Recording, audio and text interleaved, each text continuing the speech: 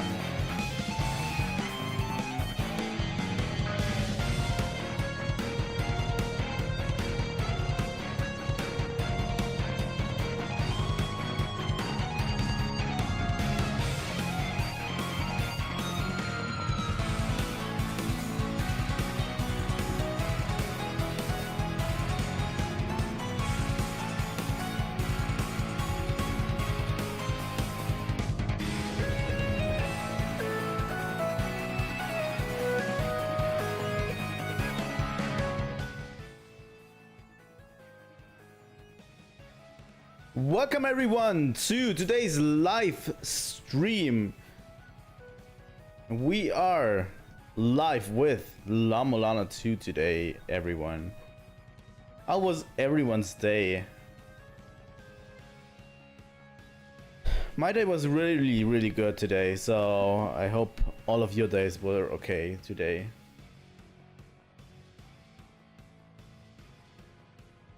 La-Mulana soundtrack is, you know, one of the best in my opinion. Absolutely up there. And it has to be because you're spending a lot of time in those areas, so it better be good, you know?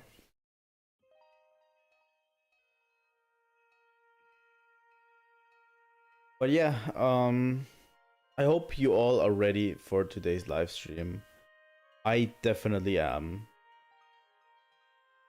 I'm so ready to play more La-Mulana, and I hope you will give this game a fair chance, because for me, this game has so much charm to it, so much interesting stuff to it, and it's criminally underrated. Obviously. I'm going to give you a bit more of that music, because that song is extremely good. So yeah, if you are here, I'm going to wait a bit for everyone to tune in. If you're here, please write in chat real quick.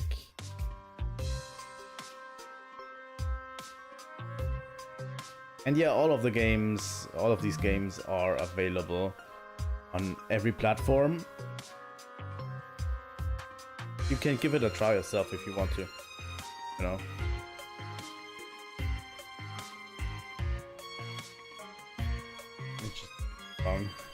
Much.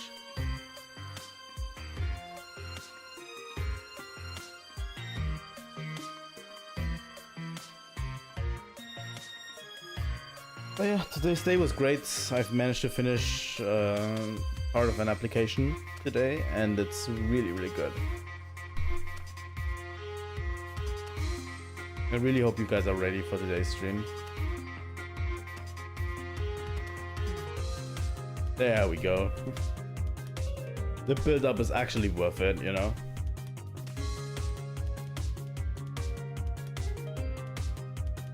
Also, what I wanted to show off real quick while we're at it, this gem. Because honestly, back when it came out, La-Mulana 1 and 2 on Switch, I bought this. It's the special edition. There we go. It is the special edition for Switch. I'm a super fan of La-Mulana, honestly. Probably the only one, you know. Probably the only one that enjoys this game so much. He actually joined the official Discord server. Well, the half official. Obviously, the official guys don't have a Discord. But yeah, and I own it on every platform as well.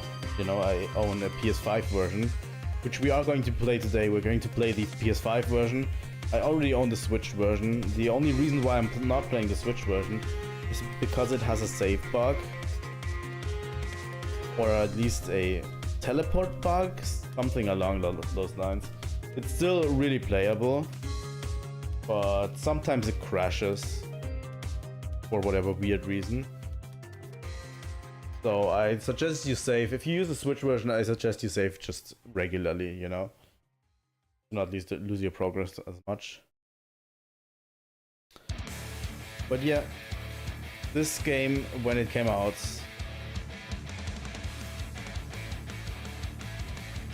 sorry guys, I can't let this run because this is in my mix thing, and it's from another creator that I enjoy a lot.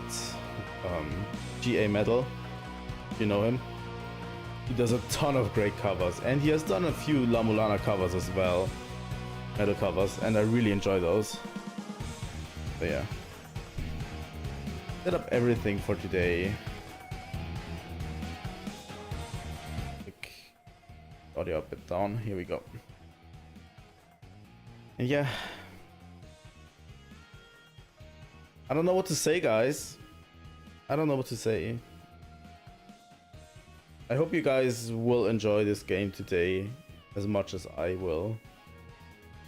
Because honestly, this is my favorite game of all time.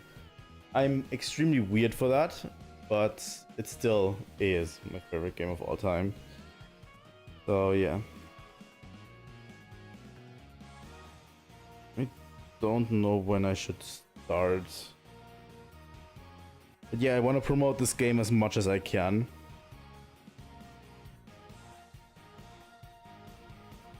And I want people to give it a go as well, you know, if you can afford it. So yeah, now we should move on to the game. I haven't seen anyone in chat yet, but you guys are still going to warm up to the idea. Yo, welcome Kadachi. That's okay. But that's okay. I will manage today. Let's go for this screen, which is my new stream screen. And I want all of you to see. Let me go with this. I want all of you to see the intro to the game as well, because the intro to the game is just literally perfect, in my opinion. Here we go. I just love the intro to this game so much. It is an indie game. La-Mulana is one of the original indie games, along with Cave Story, back in the day, that were like that came out on WiiWare, you know, that old.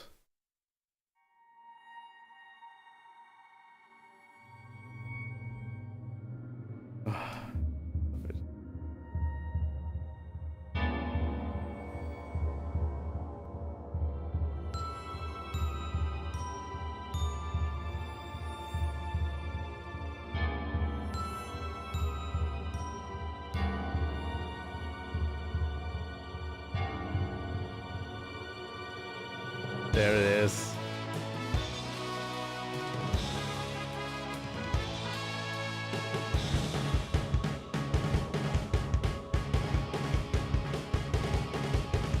Pretty minimalistic as an intro, but it does the job well.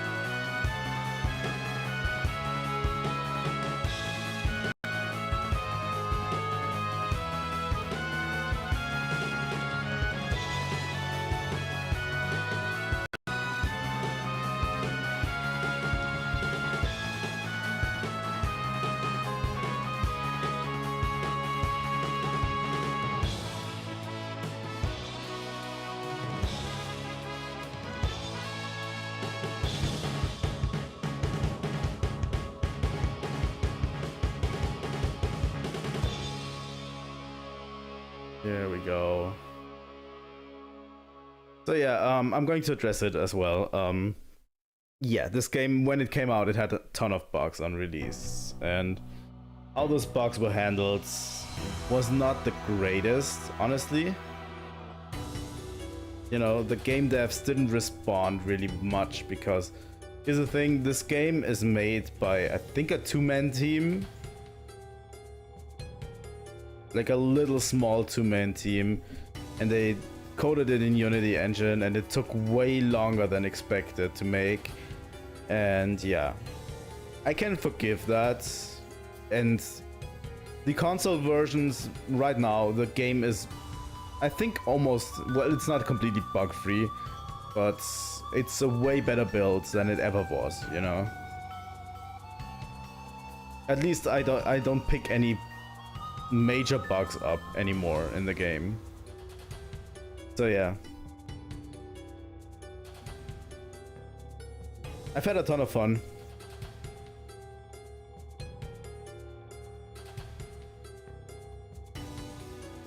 Yeah, it had some bugs, honestly, and yeah, it sucks. It's kind of sucks, but yeah, I'm glad that at least, you know, they managed to get this game to a stage where it's almost bug-free. Well, there's still the bug that I mentioned on the Switch version, by the way. That's not really, it's not really great to have that many bugs in the game. But honestly, for me, the game is literally perfect. The rest is all literally perfect. I just love this game to bits. And it sucks that it has to be bug-ridden sometimes, but what are you gonna do, you know? Small development team. So yeah, we're going to start a new game. And let's see what's so good about this game.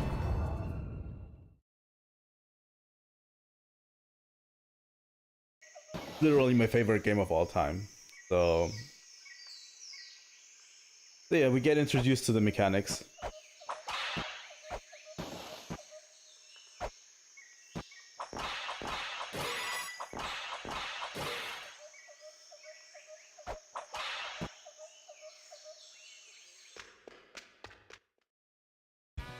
And we are in the village. So that's literally how the first game starts. And the second game starts in the same manner. It doesn't waste a lot of time with exposition. I haven't really played this version a lot, honestly.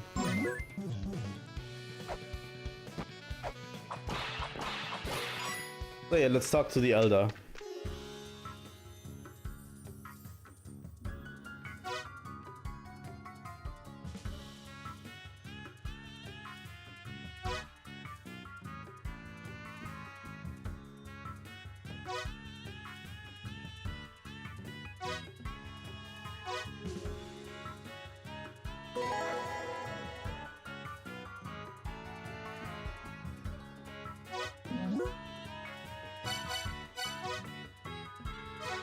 I beat this game many times on Switch. The bug that La-Mulana 2 has on Switch, I don't know if it's specific to the to this edition, because I have the 1 and 2 Hidden Treasures edition. I don't know if it's a specific bug with that edition, but sometimes, just random, sometimes, when you fast travel with your Holy Grail, the game would just close. The game would just show software error and close. That's a bug I noticed on Switch. I don't know. I beat it many times on Switch. It's nothing major. I save pretty just save pretty often on Switch, you know. Save a little bit more than you would usually. That's all I can say. You know, I don't know why. I don't know why that is. Ah, there it is. Okay. That's why I'm playing the PS5 version, by the way.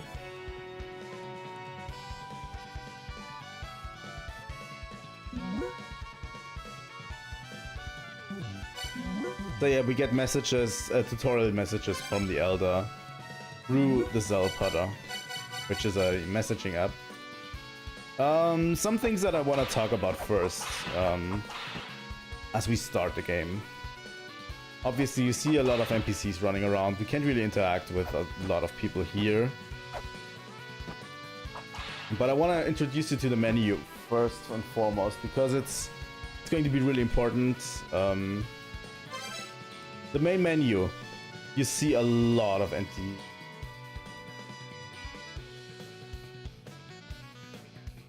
Oh, I never encountered that specific bug. I played the game when it came out, but I never encountered the specific bug when the warp bug. I don't know. But yeah, it's probably been different for everyone else. They had a really hard time patching all of the bugs out. But yeah, first off, the menu, you see a lot of open slots here. We have our main weapons, which is our current whip. The sub-weapons, which are throwing weapons. Usable items, which you can use at certain points. Sigils are special items. You can't use them, but they are important. Then we have equip items. Those can be equipped onto you for specific things. And regular items that open puzzle solutions, and obviously the garbs. The garbs are here for, you know, just a little bit of cosmetics. They are... The thing is, this game was kickstarted, so they were back in the day Kickstarter presents, but they actually made it so you can unlock them through the game anyway if you play it, you know. You can unlock these garbs anyway through the gameplay, so they're not Kickstarter exclusive, just so you know. So that's the item screen. That's a lot of items we have to collect. Now we go into the app screen, because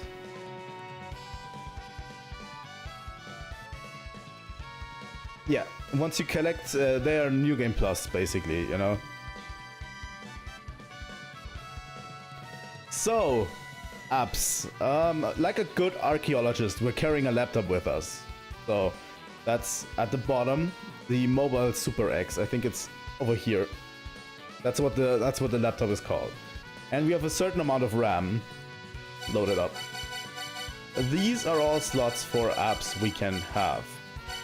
And apps have certain memory space, you know, as you see down below. So we can only use so much of our RAM. We can set up sets, which is a new thing in this game, of apps, so that you can make specific sets for whatever you want, you know. There's some app combinations that we're going to get into later anyway. And the settings, yeah, okay. And we have a second screen, which is this one that I've shown you. If we use R1 on this one, we get to our messages through the Zelputter. So yeah, basically the story is the Elder asked us to investigate the La-Mulana ruins again, because there's been monsters appearing again after the first game. We're going to get into the history of the first game because I need to front load all of this information for you. We're going to get into it a bit because the game actually does this as well. You can buy a pistol here, by the way, just a straight up gun. What we really want is the hand scanner, because the hand scanner allows us to scan things. If we equip it, we can, for example, scan this one. So you can scan certain things, and what I can tell you already is scan everything and take notes. If you want to play this game and you want to play it without a guide, scan every bit you can get and take notes of everything you scan, because this game is very puzzle heavy. It's easier than La-Mulana 1, but it's still a bitch to complete, you know. So scan everything and take notes.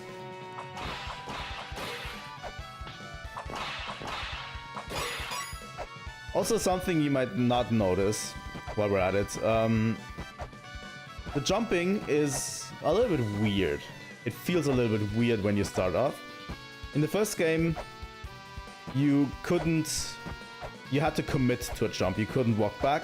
In this one, you can slightly alter your trajectory like this, you know, mid-jump. You couldn't do this in the first game. Also, if you fall, you fall.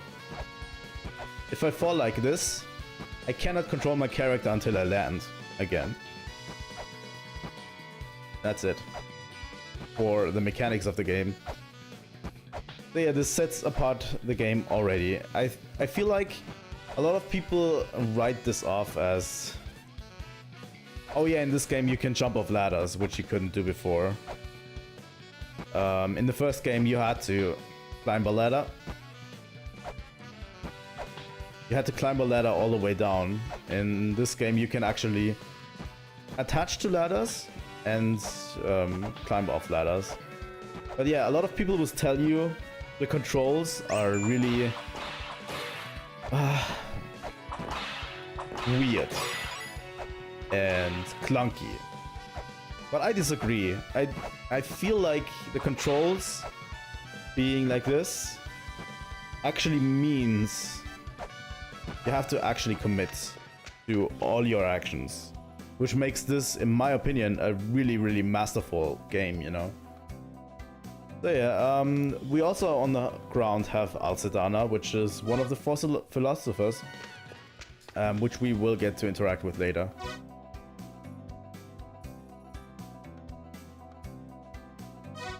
And he is really old at this stage. The philosophers are basically from the first game. Pretty important characters, which we will get to into a bit. I really hope I can give you all of the information you need, especially in terms of story. The story is not easy to explain, but the game tries to.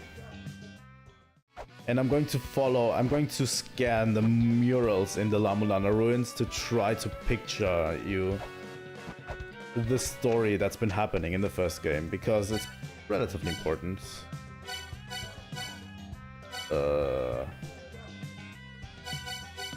You actually don't have anything I want.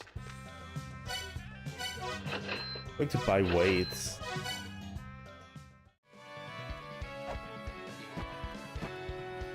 But yeah, and the character from the first game is basically our father. Like, we are playing as Lumisa Kozugi, and she's basically the daughter of the character from the first game. And basically our father is missing, so we are basically jumping in with, you know, it's basically a family of archaeologists, you know, investigating the ruins. So basically we're jumping in to help out.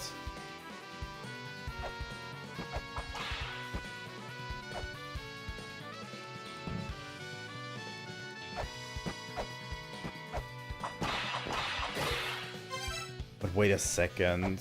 Shouldn't I get the glyph reader at this stage? I thought I did. I'm not stupid, right?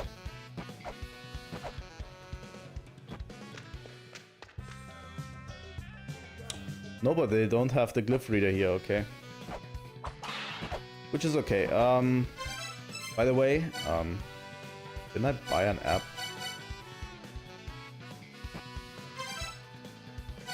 Yeah, I bought the hand scanner, but doesn't the hand scanner need a translation tool in this game? I don't remember.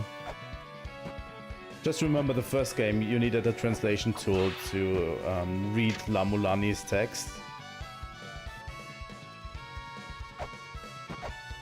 Maybe we get it inside the ruins. I thought there was a software that lets us read text, but maybe that's only the first game. I don't remember as much. Also, the music is a banger. Okay, let's enter the La-Mulana ruins. These are the ruins we've discovered in the first game and we've gone through in the first game.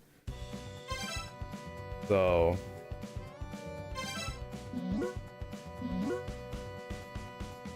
our dad explored this, and they have been, after the final boss, these ruins crumbled, and they are currently trying to rebuild the ruins.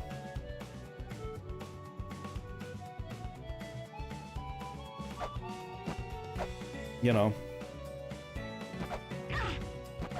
There's still bats in here.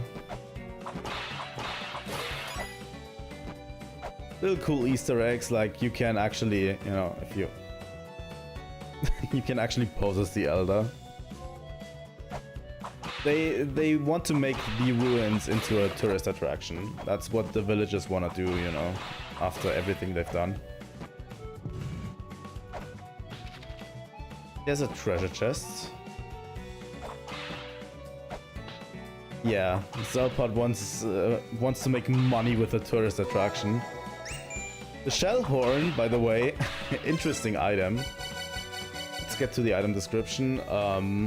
It plays a strange melody when you solve mysteries. So remember the Zelda sound, when you do a puzzle, right? That's an item you have to actually get. The shell horn that does that.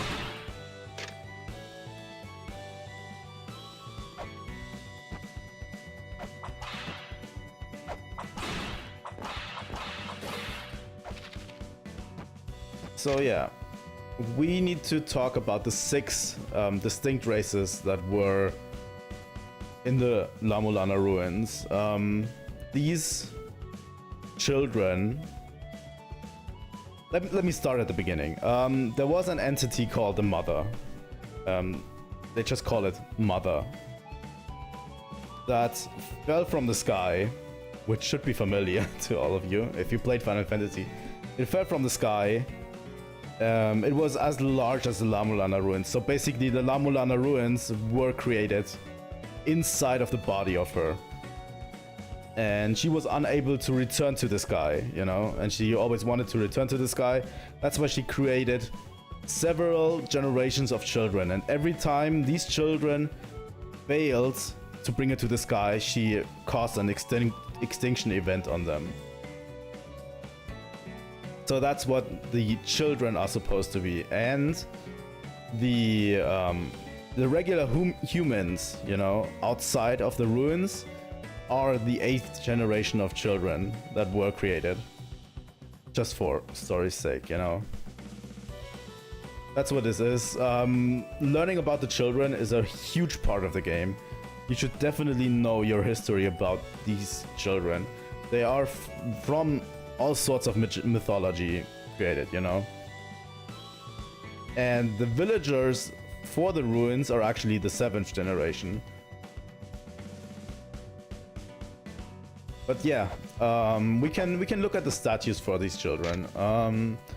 The first children were supposed to be like snake-like creatures. Like snake-like lower bodies, which is like a weird conglomeration of Mesopotamia and Japanese culture, you know. Early Mesopotamia, like Marduk and Tiamat, all those things. La-Mulana borrows quite frequently from mythology from all over the world, you know. But yeah, the second children were the giants, which created, you know, a huge mechanism to bring the mother back into the sky, but were wiped out in a civil war. But they were supposedly, you know, larger creatures. Then the third children are a mix of Greek mythology and Bible religions, you know, like biblical religion. Because all of those demons and angels in biblical religion are actually supposed to be the third race of children.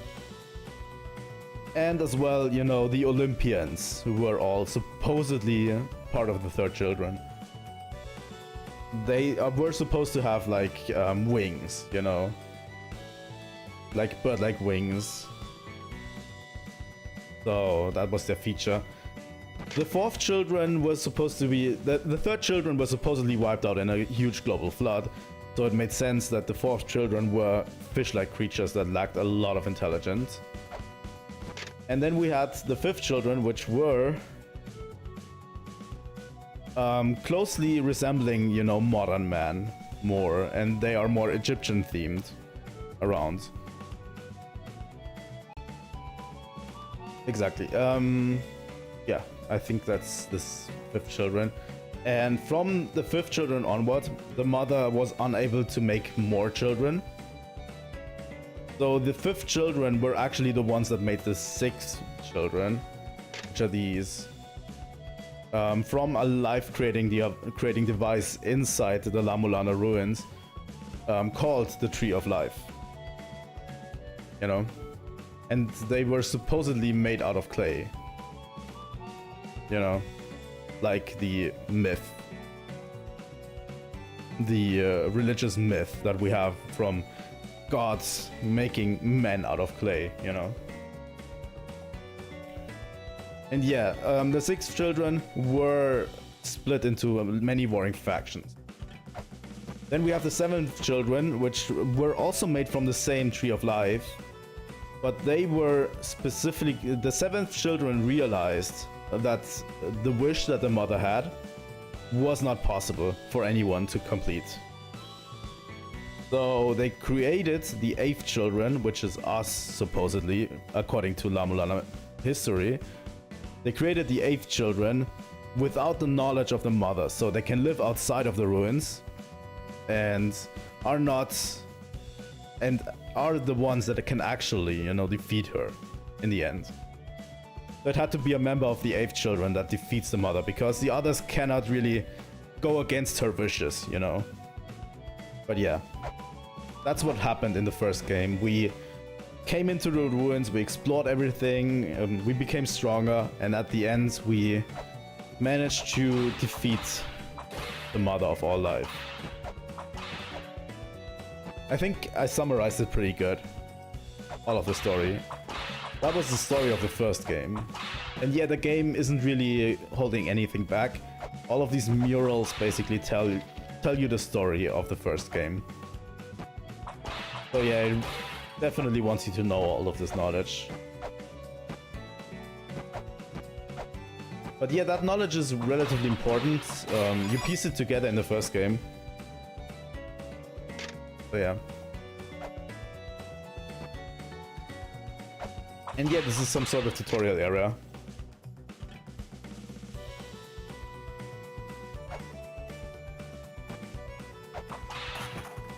I don't think there's anything else here.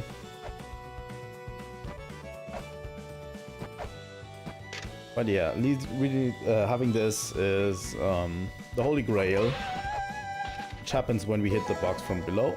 We get the Holy Grail. And yeah, Salpad is not happy about it, because it's a precious display item.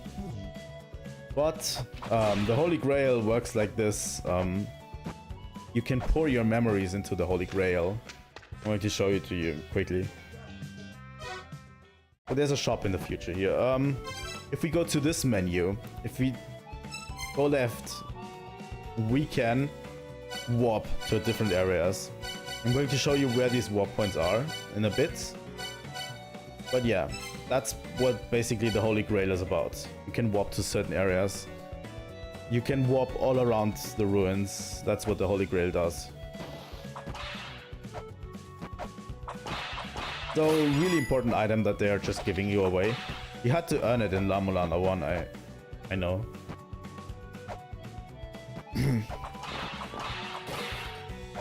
And the thing that fascinates me most about this game is just its use of mythology.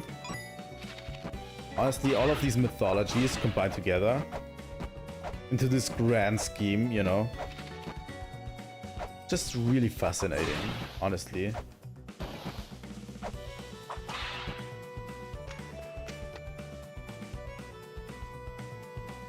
I really hope I summarized it well, but yeah.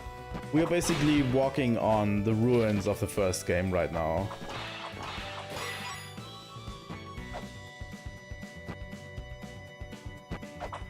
So this is stuff we explored in the first game, and we're going to leave that soon. Also, there's the Nebra Sky Disk, which was a huge part of the first game.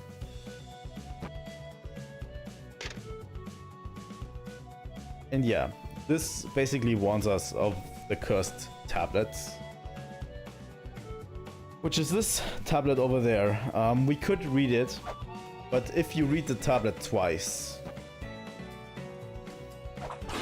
you activate hard mode in the game. No joking, if you read this tablet twice, you activate hard mode.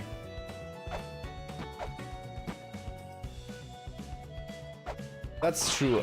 Something I need to mention is La-Mulana 2 goes a lot more into Nordic mythology. So, especially the members of the 6 children were supposedly more like Nordic warring tribes. They lend a lot of that from that, you know. So yeah, you're going to we're going to meet a lot of people from Nordic mythology. So yeah, by the way, these murals around here is these are statues of the giants. That's supposedly how big they were, you know.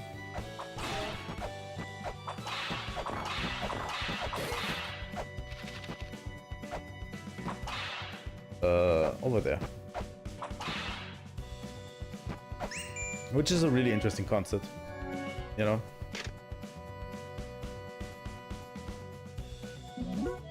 So yeah, we can save here. This is the only weird one we can save at.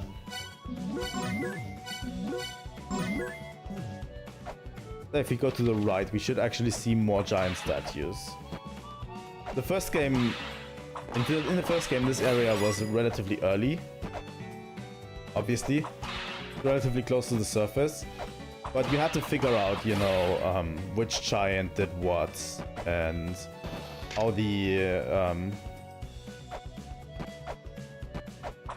war came to be, what were the warring factions in the civil war of the giants and everything.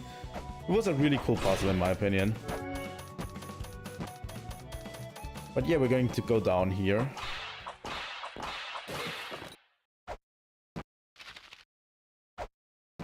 No, Lido won't be important later. So yeah, supposedly, let me tell you this real quick. Lido was supposedly struck by their lover. I won't assume gender. Sarkit, which spurred the civil war of the giants. That's what drove the civil war of the giants, supposedly. We don't know anything, you know, but yeah. And there we have our first boss, Ratatoskr. Look at that! Look at that funny squirrel.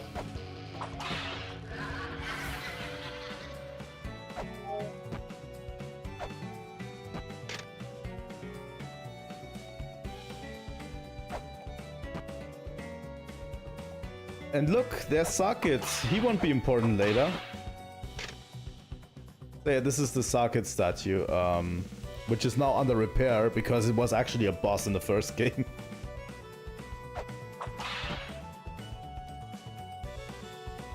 YouTuber Ratatoskr, yeah, right.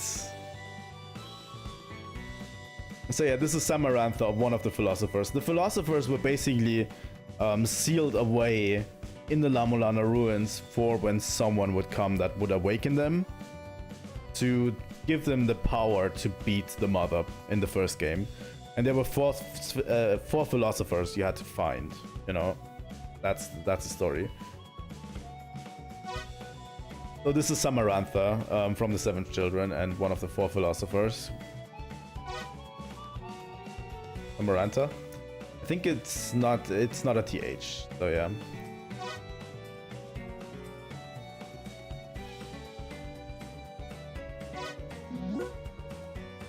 I'm fine. So yeah, she basically gives us the hint to meet one of the others. And yeah, she tells us the first time about the La-Mulana ruins, which supposedly was a other side of the La-Mulana ruins. Supposedly. But we've never seen it because it was locked away in the first game.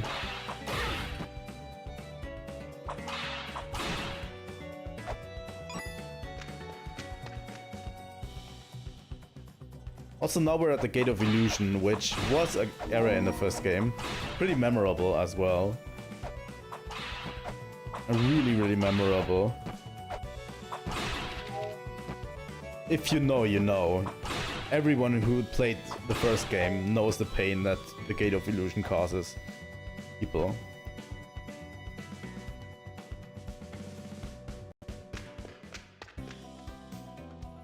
And this is another one of the philosophers who has a Mac, who has an iMac. I always love how Phobos just has an iMac there.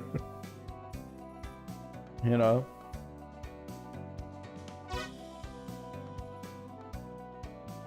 So yeah, he's been living there basically and studying the ruins.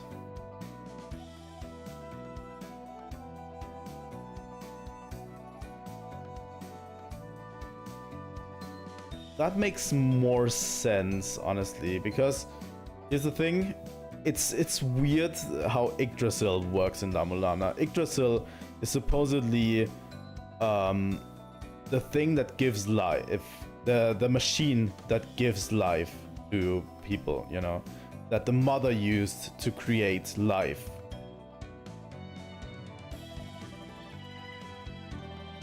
And it's weird that mechanism, how that mechanism works. Well, hello again.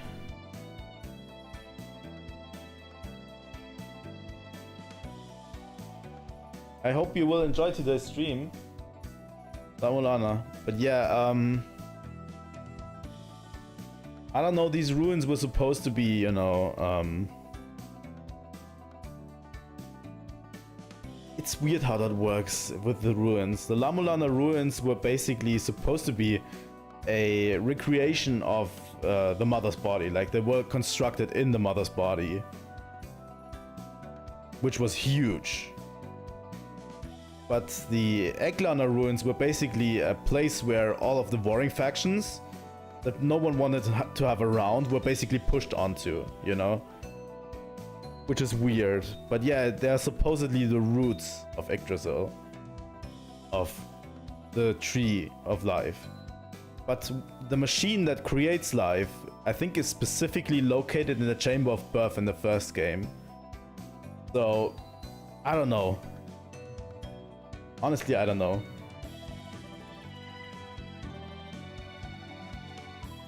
So yeah, he wants to find stuff to recreate and then sell in the shops, but yeah.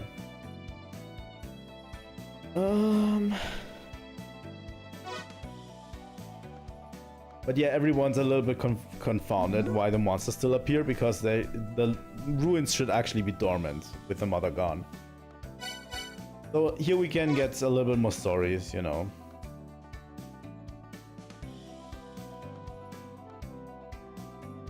I don't know if we all want to read this. This is basically what I've been telling you about the story, you know.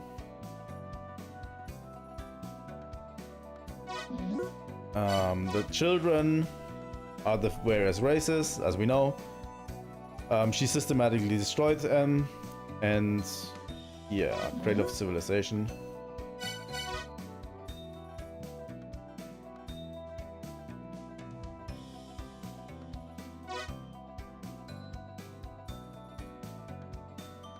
Also, La-Mulana is supposedly the child of La-Mulana, which is weird.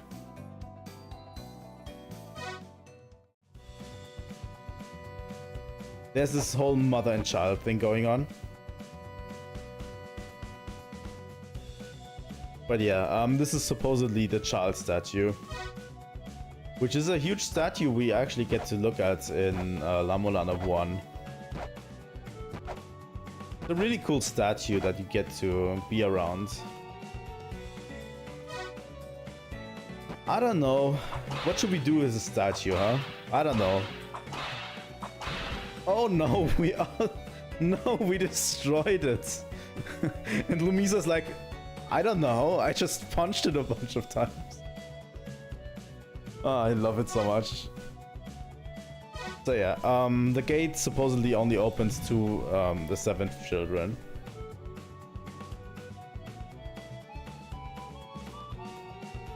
So not to us.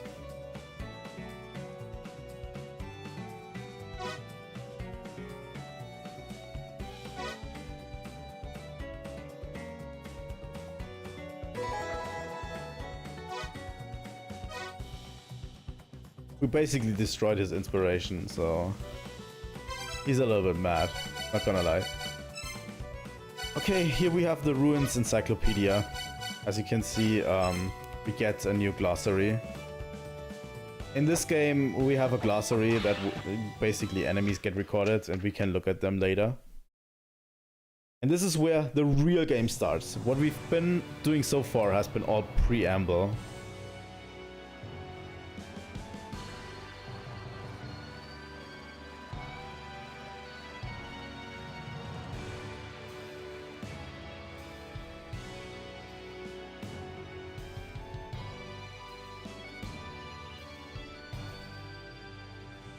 I just love it so much.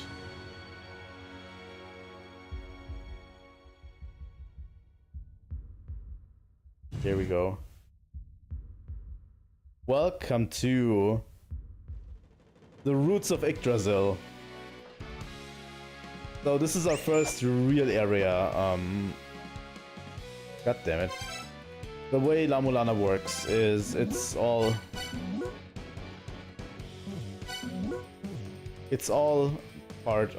partitioned in areas, in certain areas that all are pretty distinct from each other. And you will solve puzzles, defeat enemies, and each area usually has a boss that we want to defeat.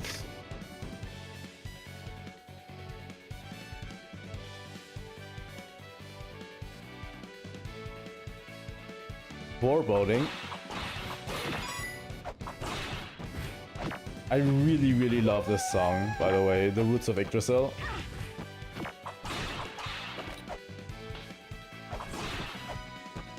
So yeah, what we pick up, these are glossary entries, if you want to know.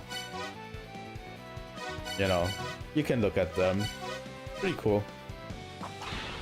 So, first item is a sacred orb, which amends our health, which we have at the top left. The number you see, 64. The top bar is our health. With the sacred orbs we gain a little bit more of the bar for us to spare. The bottom bar is our experience. So every time we gather these are small balls, you know, small green balls. If our experience hits full, we don't really gain a level, but our health regenerates to full as well. That's all there is to it.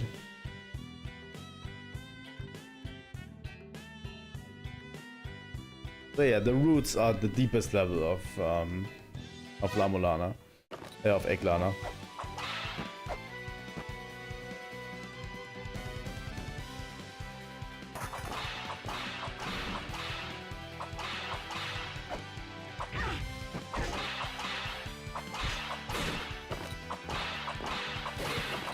So yeah, we'll continue.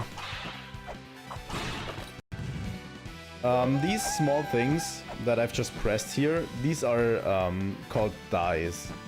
You can buy weights, which is at the top right.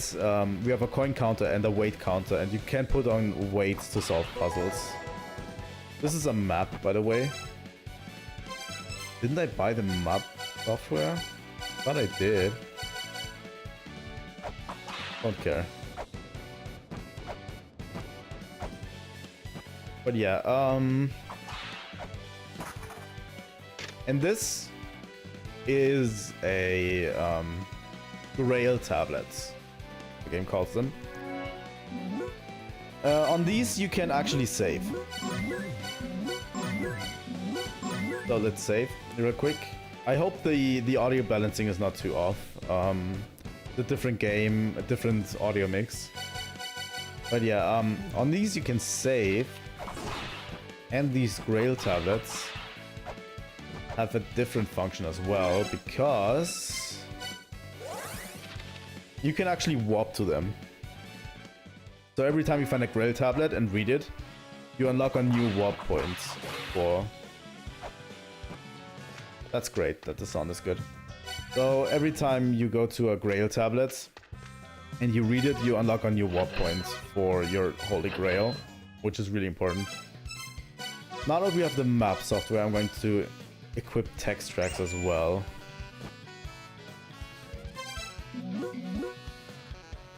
Yeah, it's okay, Elder. So yeah, as you see, we can now warp to the roots of Yggdrasil. Which becomes really important. We're going to warp through the ruins a lot later.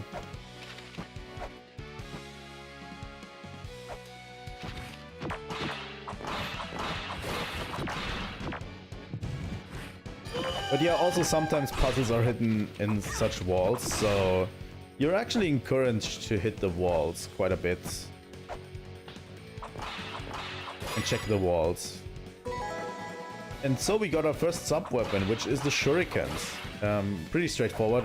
We just throw them. You know, just a throwing weapon. And there are consumables and you can buy more. Also, something I need to talk about is to the left of us, that blue eye. There is punishment for players who willy-nilly hit things in this game. So if you hit something that supposedly is a relic, you know, you're going to get zapped by these eyes. Hope I can demonstrate it.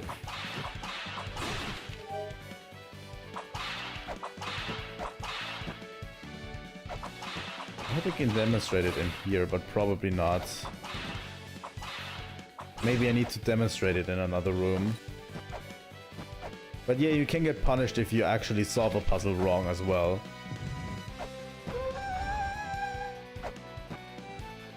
And yeah, once the puzzle is solved in this room, basically you get the eye closes and you don't get punished anymore. So she wants us to release her husband, which we will do later.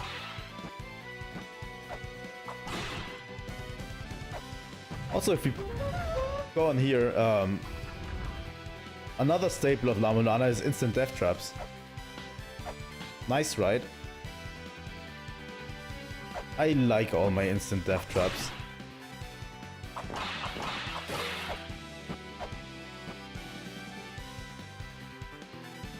La-Mulana has quite a few of them.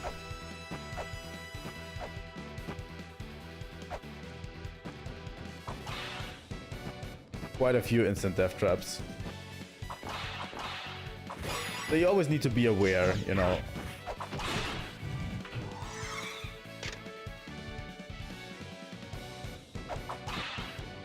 So yeah, down here is what you can see below us is a sigil. We need to collect these sigils so we can actually break these things. Which will come in handy later. Also, for no particular reason, I'm going to take a screenshot of this room.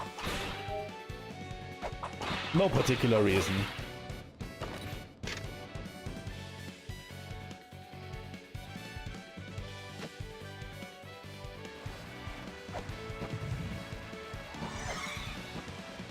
That unlocks this path.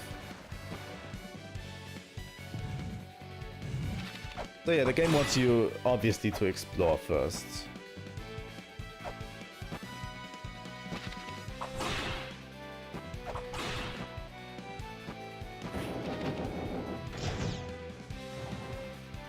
Wait a second.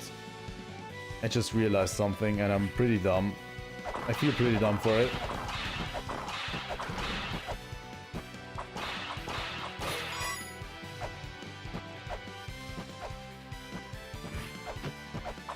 Pikachu.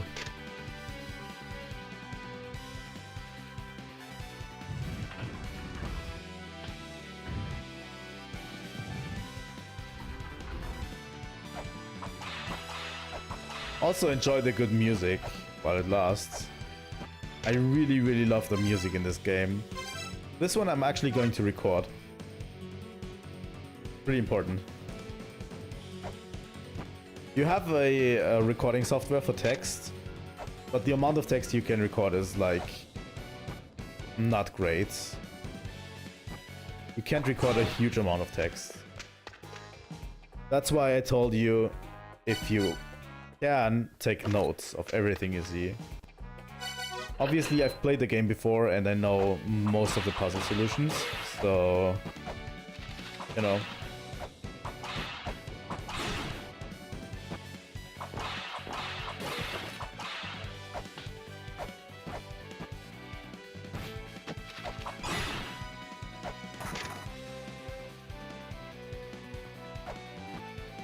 Interesting. Also, this is a peculiar gate. These gates are sealed by guardian souls, so this means bosses. You know, you need to beat a certain amount of bosses. For this one, it's one boss. There are gates later on that have more bosses on them. So yeah.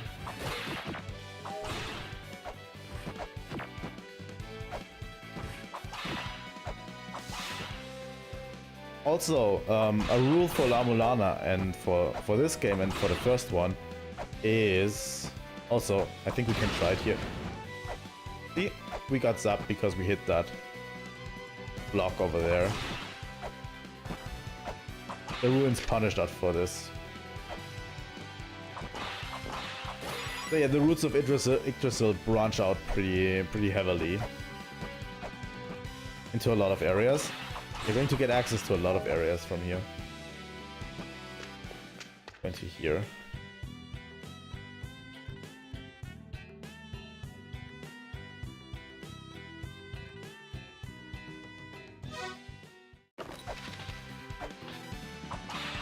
So yeah, these are basically mythological guys from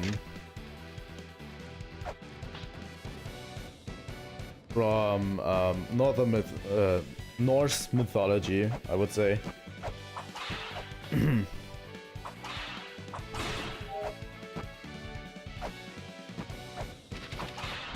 let's read everything. You know, if you want to play the game yourself, I absolutely encourage you to. They're going to explain the Candlestick of Time really fast. But honestly, they didn't really need to, because we're not going to get the Lamp of Time for quite some time.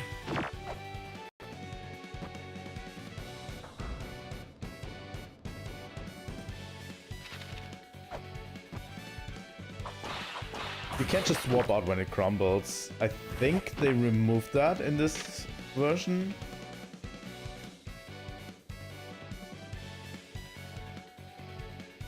I think you can't just swap out anymore out of the rock puzzle. I'm not sure if you can still do that.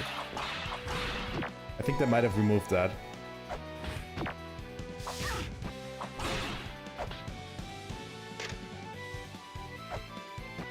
Because you're supposed to solve it differently. But yeah, it's a little bit confusing.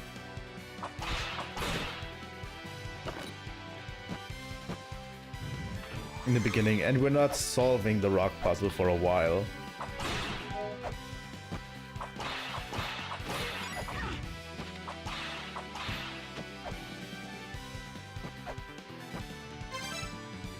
So yeah, now that we've explored the lower parts, let's explore the upper parts properly. So yeah, every time you want to heal, you can always warp to the surface and go into the hot spring, and Elder Zelpod is a pig. Fuck off.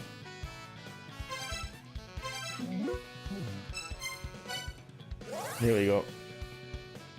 He's supposed to be a pervert, so typical Japanese thing.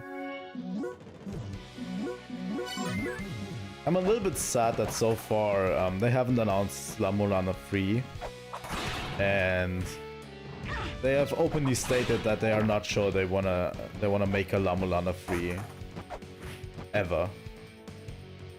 I can understand it, honestly. The games are for a very niche audience. But I would absolutely love to see it.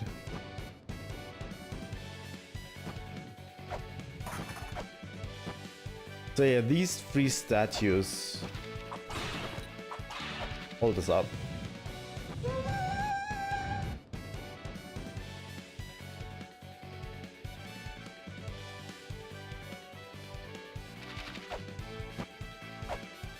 So yeah, the main puzzle in this area.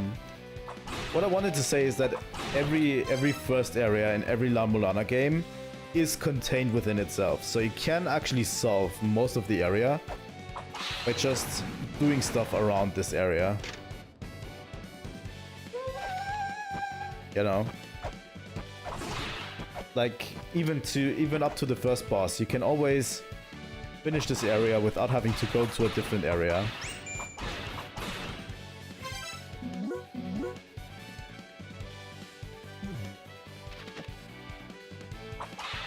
You know? So we can solve the roots of Yggdrasil.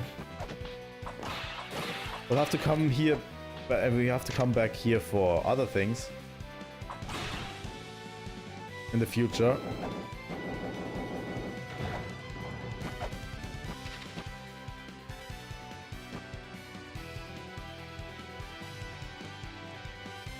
I really hope, but I think currently they are more occupied with other games, honestly. Which is a little bit sad. They said they want to make smaller games. Because La-Mulana has taken, I think, 8 years to finish. 6 years? La-Mulana 2, I mean.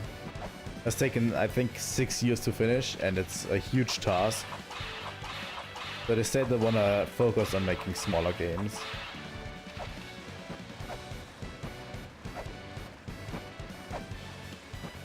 But yeah, just the way La-Mulana works is why it's my favorite, you know?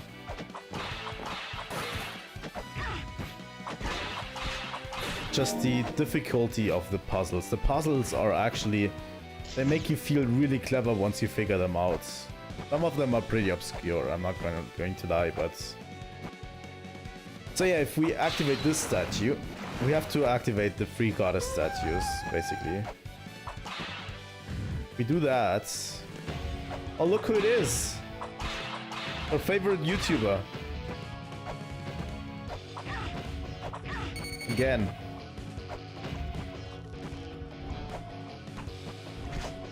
Going to use shurikens. I'm not really good at the Ratatoskr fight. Honestly, I've never been good at the Ratatoskr fight. And I always kind of cheese it with shurikens. Again. Oh, God.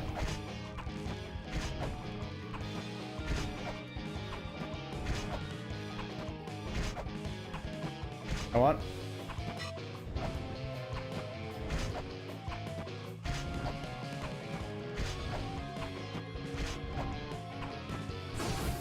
Here we go.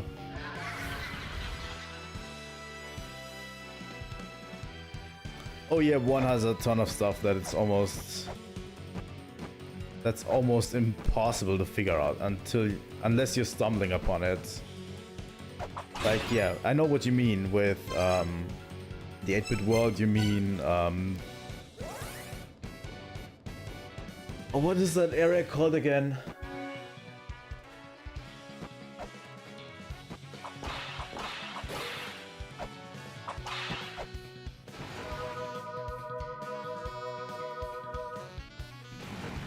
I don't remember the area name. I'm blanking on it. Holy shit. But yeah, I get what you mean. You only stumble upon it if you have a key fairy with you while you're walking past that one specific area. It's like Gate of Time, right, that's what it was. But the coolest thing about Gate of Time, it allows you to sequence break pretty hard. It's incredible. The thing about the Gate of Time is nobody would get to it unless they know about it. But if you know about it, you can sequence break the entire game. It's so good. I don't know.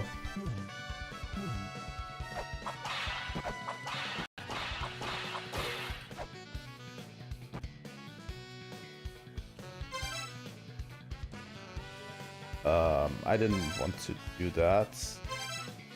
Let's go back into the La-Mulana ruins, to the Roots of Yggdrasil. I wanted to heal up after that Ratatoska fight. Honestly. Going to get into another fight. Well.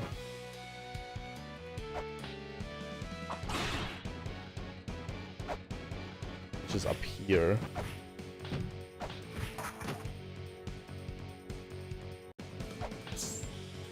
But yeah, that's the second one done. There's still one room we haven't explored yet, and we're going to do that right now. But yeah, one had a lot of stuff you needed to know in order to know what you're doing. Yeah, La-Mulana 2 is a lot easier and a lot more straightforward about its puzzles. And that's why I like it a lot more, because there's no huge pitfalls that hinder progress, you know?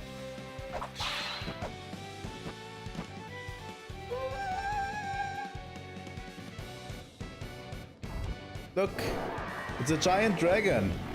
It's Nidhogg, the giant dragon. We're not going to encounter Nidhogg for a while. We're just going to leave. We're going to leave him be for a while, because we are definitely not strong enough to fight Nidhogg at this stage. Also, cool pixel 3D effects. I like them. That's where a lot of the budget went, I think. So yeah, this is basically the husband of that other lady. That basically gets drip fed with poison. You can definitely, but it's not supposed. You're not supposed to. So yeah, what we can do is basically that thing drips feed poison onto him, and he's basically damned to sit there forever. We can destroy that thing.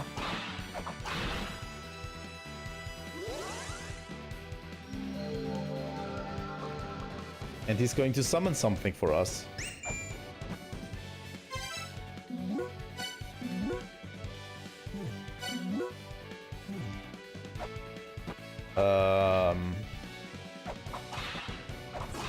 I'm a little bit stumped right now because I haven't found the Ankh Jewel.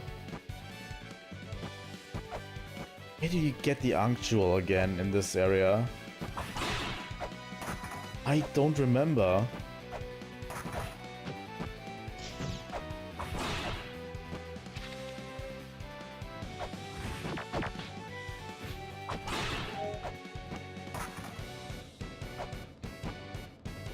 Not this puzzle.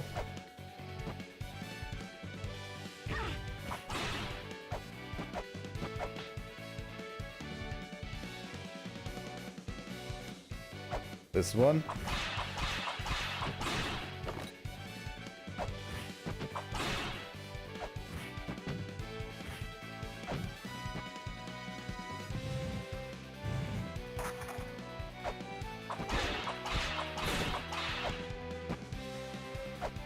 Wait, Ratatoska drops it?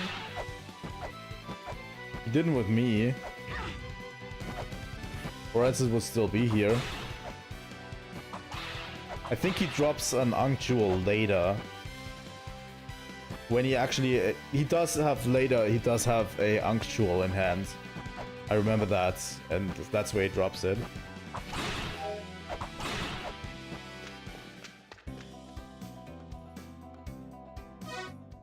Hey, his soul is no longer here. You know what? I'm pretty dumb. Yeah, with the shurikens we can open this. Yeah. And yeah, you're supposed to not get crushed by the wall, you can actually approach this from above. Here we go. We've got the Ankh Jewel. So yeah, to unlock a boss in the La-Mulana ruins, you need to solve a puzzle to summon the Ankh and then get an Ankh Jewel as well. Both of them allow you to fight the boss of an area. Now that we've got the Ankh Jewel,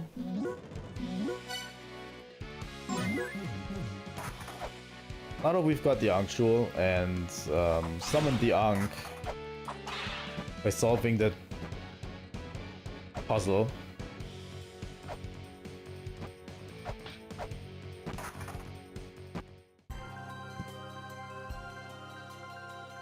and this is pretty foreboding.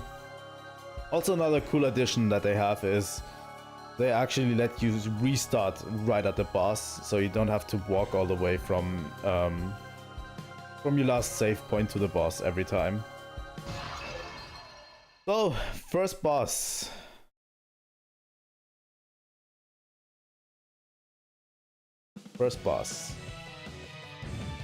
Fafnir.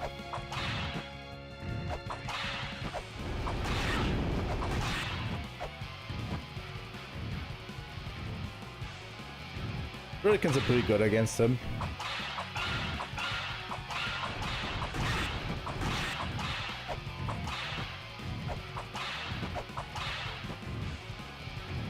I won't turn on hard mode, honestly. La-Mulana is difficult. Holy shit. Even to this day, I've never beaten La-Mulana 2 on hard mode. I find it's even harder than La-Mulana 1, honestly. Because the second section of all bosses, the last half, actually gets really stupidly difficult. Even in normal mode, I find them really hard.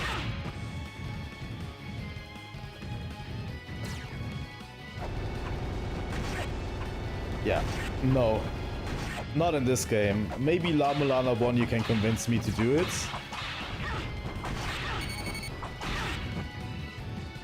Fuck. But yeah, not in this game. That's Fafnir.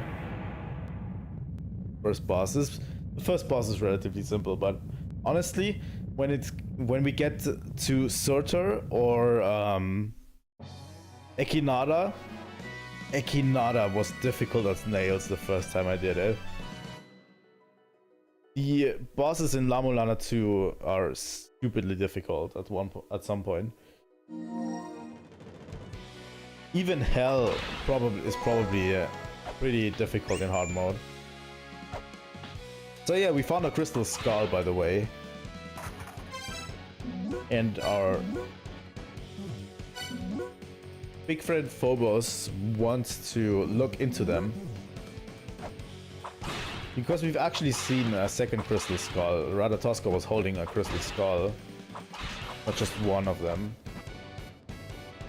So in the first game there was one crystal skull.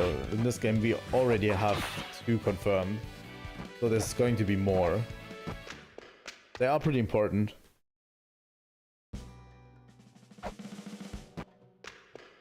I don't know, I find the bosses more difficult in this game than in the first, because honestly, the most difficult boss in the first game is V, and even then you can pretty much cheese him if you want to. The second half of the bosses in the first game is not as hard. The hardest boss in the game is usually Mother, but even then at that point you have so much to your advantage that you can usually easily beat her. But in this game, actually, the final boss in this game, I struggle hard against. So, you know, you can stay tuned for that. I find this game, in terms of overall difficulty and combat, harder than the first game, but the puzzles are easier.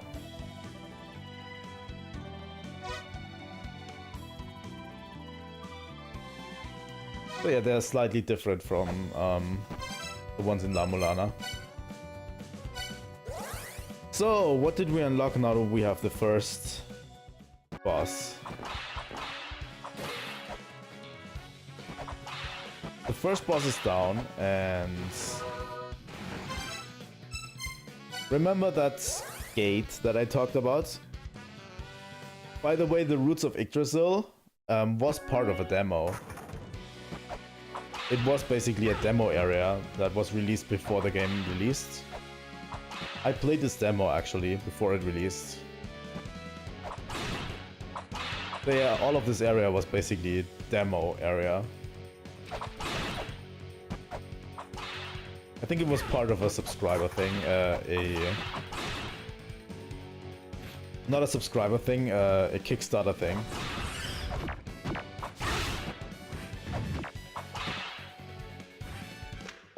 Here we go.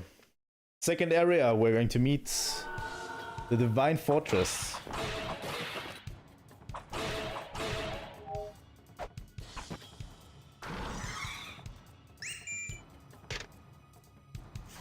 Shoot at the figure before you.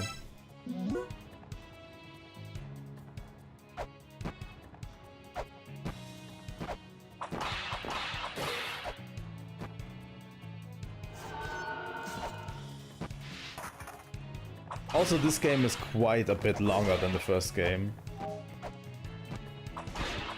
Although, here's the thing, if you don't know what you're doing in the first game, you're going to spend as much time as in this game.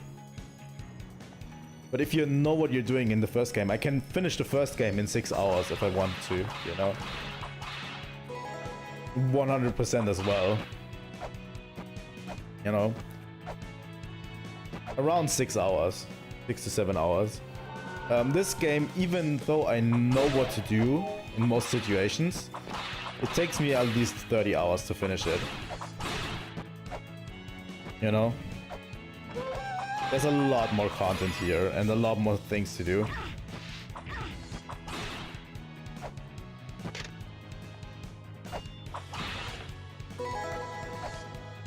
Okay, we got the map. The Divine Fortress is where...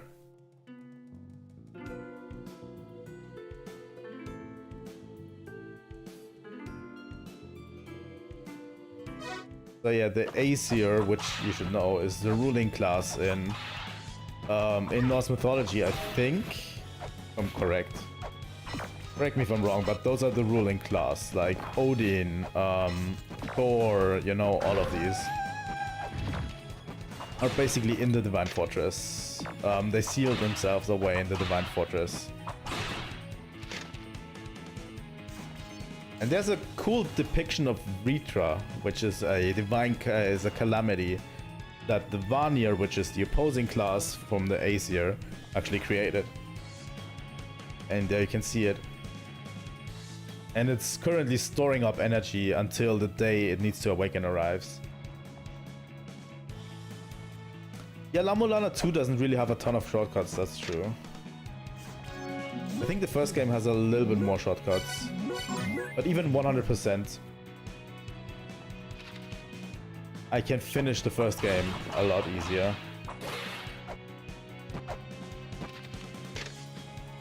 But yeah, I play these games for fun, mostly. Every time I want...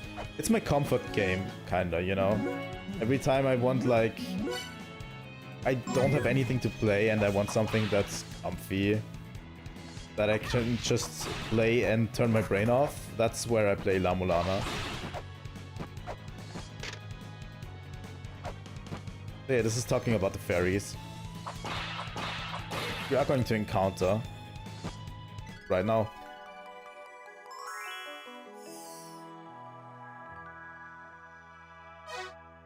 And the fairy doesn't talk to us. But it's going to heal us.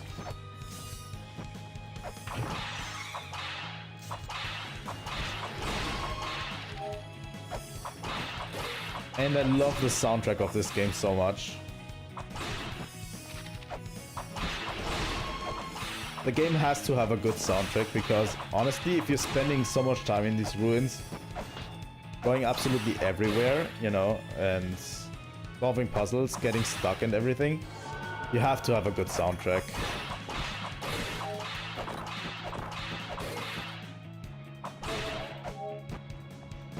Because it needs to carry you, you know. I like how in the soundtrack for the Divine Fortress you can actually hear swords clashing in the background.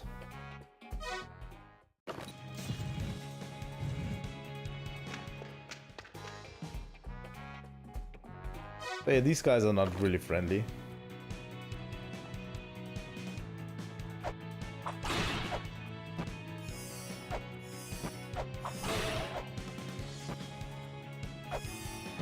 Oh, the ones where you need to move them.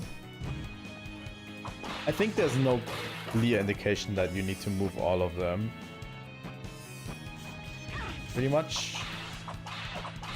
Yeah, the Gate of Blood is the weirdest one. But I like the ending for that one, where you had to adjust them to a certain position, all of them.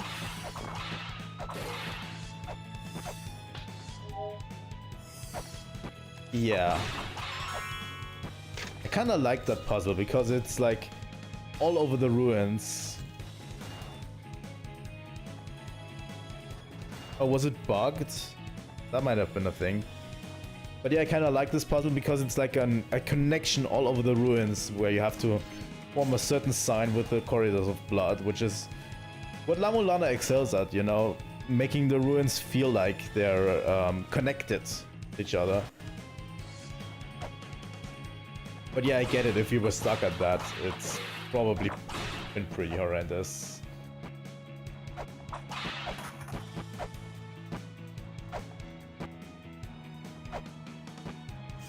Seconds.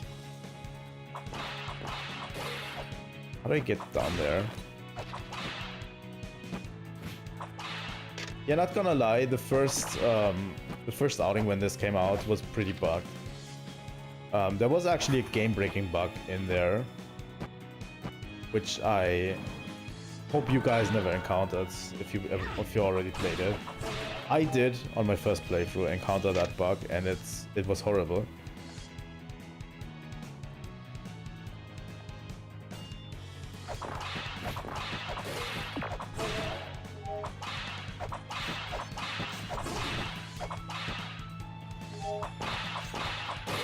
Was it even the Thunderbird? I'm talking about the Gates of Hell one.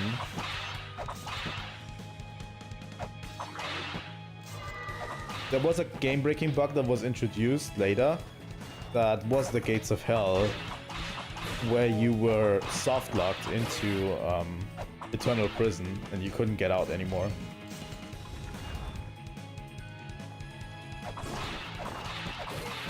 Because they disable your Holy Grail in the gates. The last moment when you reach Hell, you basically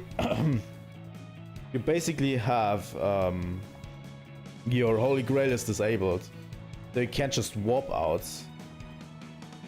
But I already saved at the Grail tablet right before Hell, and if you could talk to Hell, if you chose the right option, she could warp you out. Sure, yeah. If you chose the right option, she would warp you out. But if you chose the wrong option, she would just sit there and you couldn't pick again with her. So you were just sitting there, stuck in eternal prison, and they didn't have a gate or something that could get you back out. So you were basically stuck in that area in eternal prison and you couldn't get out. You were doomed. You had to go back to a previous save.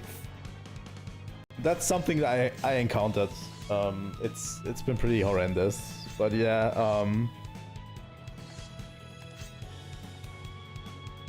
I managed to get through it. You know, choose the right option at her thing and warp back into eternal prison, and then it's basically done. Wow.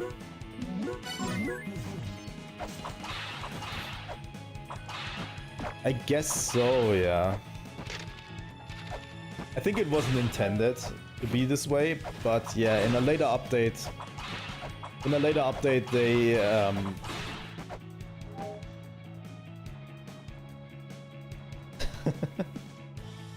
In a later update, they introduced a gate there, so you could actually get out of that area if you wanted to, you know.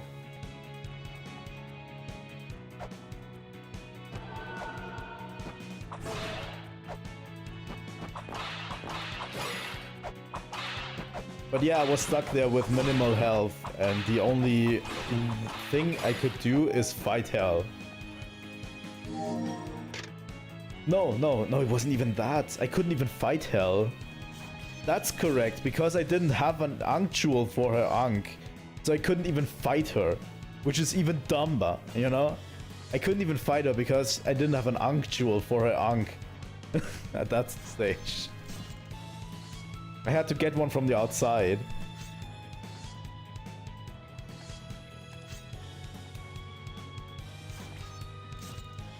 And yeah, I basically chose the option to challenge her, and she summoned the Ankh. She doesn't let you talk to her.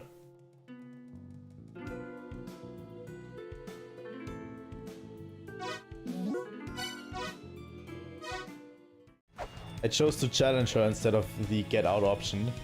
And then she summons the Ankh and doesn't talk to you, but yeah, didn't have the Ankh jewel, so I couldn't fight her. Couldn't even fight her. It was pretty dumb, but yeah. But you can already see why this game was so difficult to make, by the way, and to debug. Because that bug that I had so many steps in it that needed to happen in order for me to find it. You know? Like, if I had an Ankh jewel there, I could have fought hell, you know? If I just chose to warp out, I could have warped out, you know? There's a ton of factors here.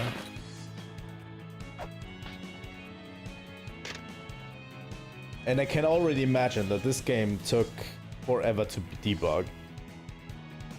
Because there's so many triggers, so many quest triggers, so many puzzle triggers. In terms of content, this game is like at least 3 times the first game. So yeah, first mini-boss. Ugin and Mugen. Which are, I think, in Norse mythology, the pets of Odin. Right?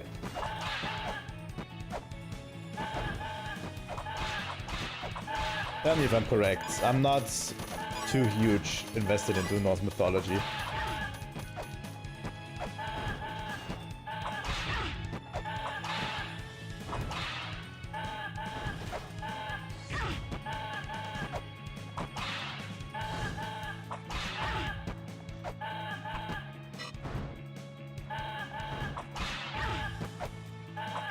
They are like mythological ravens, I think. I'm pretty sure. Also, Odin in this game is not a person. It's supposed to be an organization. I think we can even... Yeah, Odin statue. In reality, Odin is a name of an overseen organization of the Divine Fortress.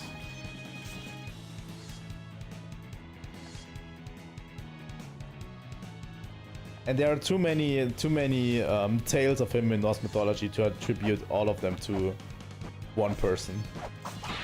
This is the justification. Yeah, right. But yeah, also you can scan backgrounds, something that I need to mention.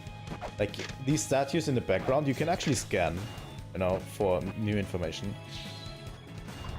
We found our first seal, by the way. This is really important. These seals, we're going to find a bunch of them.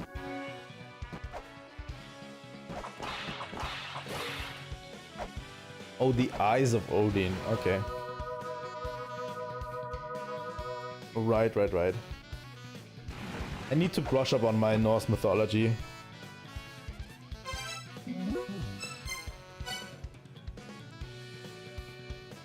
But yeah, with the origins here, we can actually go back to Roots of Yggdrasil.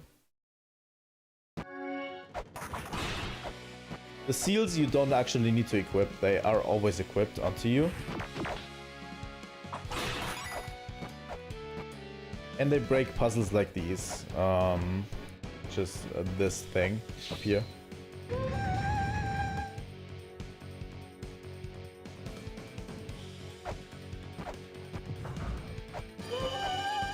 And now we get the knife, which is our first main weapon.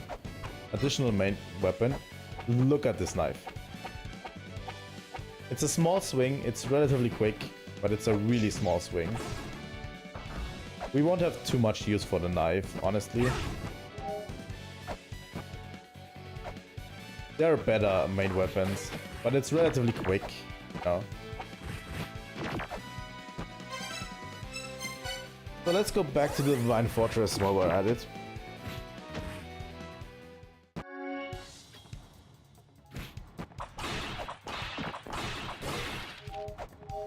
So yeah, now that we've beaten the two ravens, I think La-Mulana has a lot cool stuff to say about mythology, honestly. And interpreting mythology. They do their own interpretation of a lot of mythological events. You know? You know what? Real quick.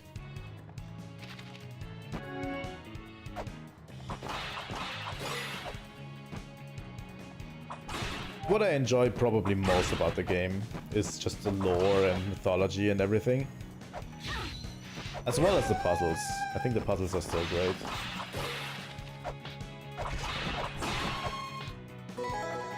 There we get an Ankh Jewel. Really important.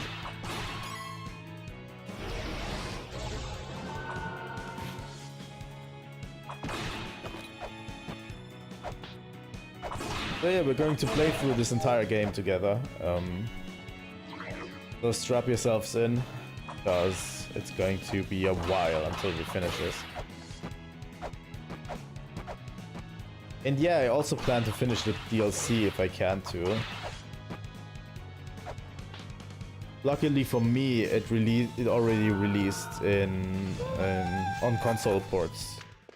The DLC released on console. So we are going to get fishy.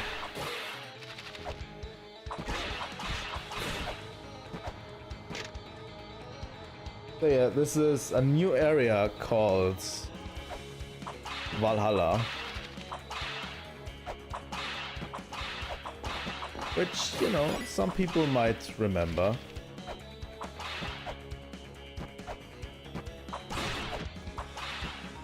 This is where the Vanir, basically the opponents of the Aesir, were sealed away.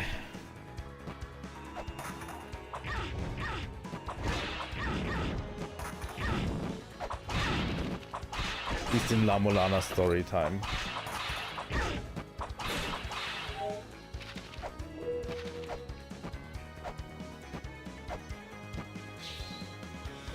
I don't exactly know why the Vanir are more Indian themed, I think, is what it is. The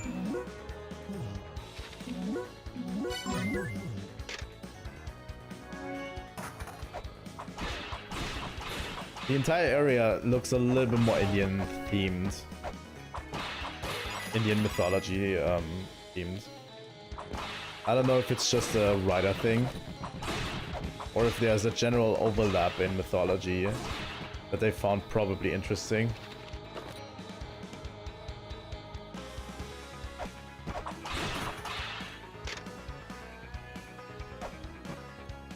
You know?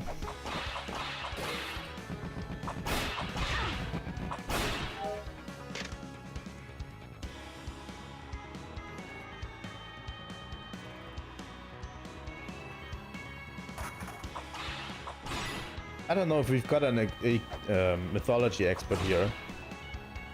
You can brush me up on any mythology that I might have missed. I'm going to point out mythology as we go along, but I'm not a huge expert. I think the mythology I studied the most is Mesopotamian mythology.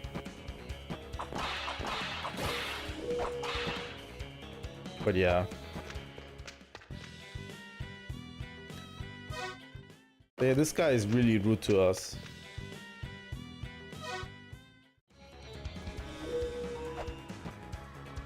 But yeah, by the way, Valhalla is supposedly the where the Dragon of Calamity, Ritra, going to have trouble pronouncing all of the names, is supposedly stationed, where it is sealed away for it, where it's currently gathering energy for when it's awakened, so that it can destroy the world, which is interesting. I've been talking a lot through this stream, honestly.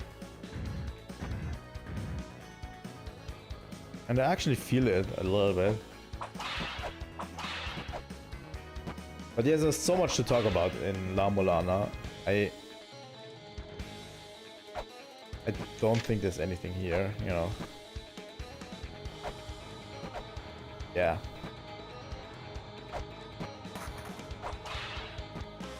And the Dragon of Calamity is going to make an entrance later.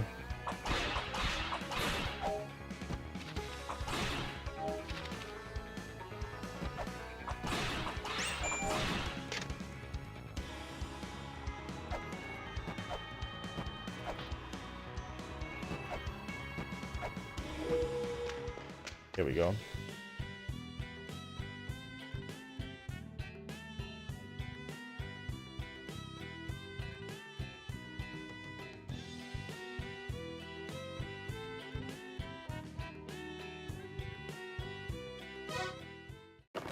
Okay.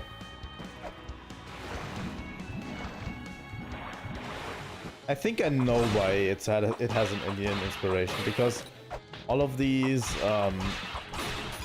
all of the 6 children, which the Aesir and the Vanir are a part of, are based on different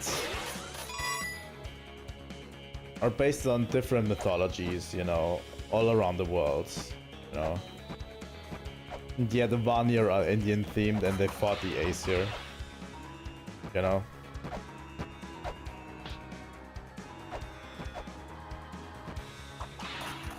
So Brahma is definitely not going to be important later.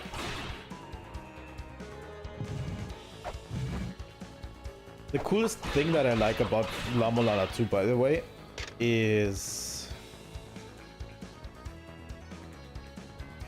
The coolest thing I want to tell you that I like about La-Mulana 2 is, in La-Mulana 1, I have all of the puzzle solutions memorized into my head. That is not the case for La-Mulana 2. In La-Mulana 2, I actually memorized where the solutions are so I can find them. But I haven't really memorized the solutions, but just the hints where I get them. So every time I play La-Mulana 2 again, I have to put the puzzles back together as if I would be playing them, you know, regularly.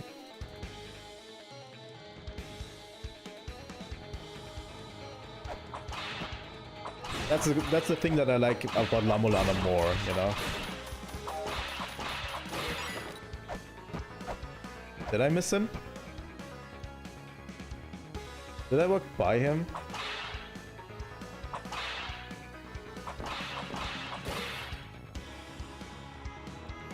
I hit him over here. I don't think he's here.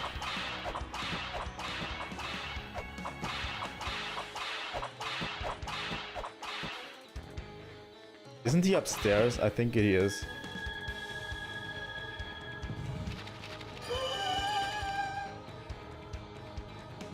So yeah, we're going to legitimately, by the way, solve Brahma's puzzle, which is actually a really interesting touch, you know. Also, in the puzzle in the Dark Star-Lord's Mausoleum, the reason why I took the screenshot earlier is because I haven't memorized all of the solutions for the puzzles. That's why I took a screenshot, because I know that screen's going to become important. I don't know. We have to beat at least these 2 golden guys to trigger something. But these 2 golden guys are important. But yeah, let's talk to this guy. Also, it has references. Some of the shopkeepers are references to other games. I probably won't catch every reference. Other indie games is usually the references. I think it even has burger pants from Undertale in it, if I'm not mistaken.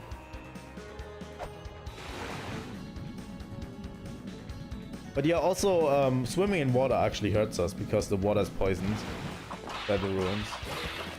We'll have to get an item so it doesn't hurt us anymore.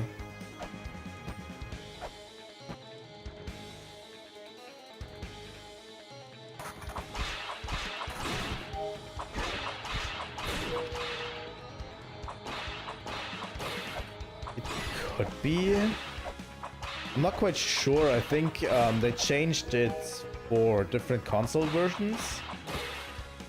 The different things from other indie games.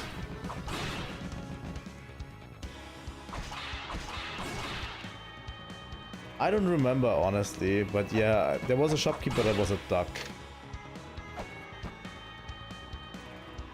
If I'm not mistaken.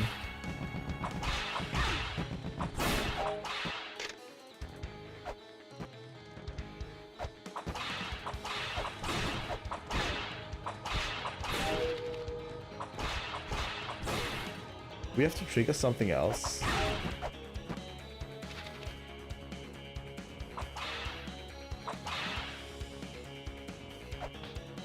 A little bit lost. Oh, there he is. Okay.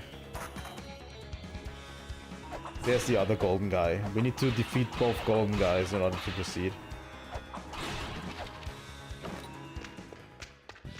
Would be kind of stupid if it wasn't like this, but they changed. I think they changed some. I think they changed some of them to other shopkeepers for different console versions. I'm pretty sure.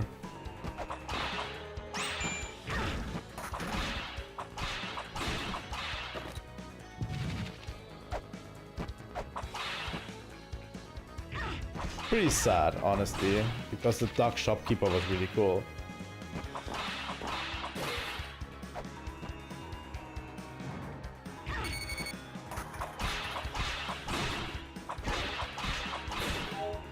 But yeah, they've put some references here and there, you know, to other games, other indie games.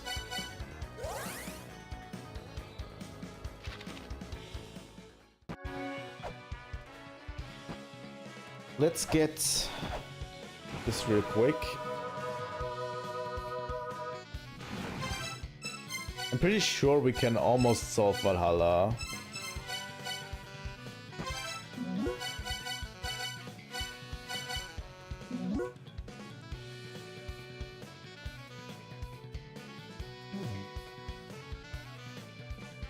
Did I not get the game app in question? We did get Future Development Company. We have to actually... there are also game apps you can find. Those are all games made by Nigoro. Nigoro, basically, the guys who made La-Mulana, have been making Flash games in the past, you know. World of Shadows? Can't say I have. What's World of Shadows? Let me look real quick. I can tell you then.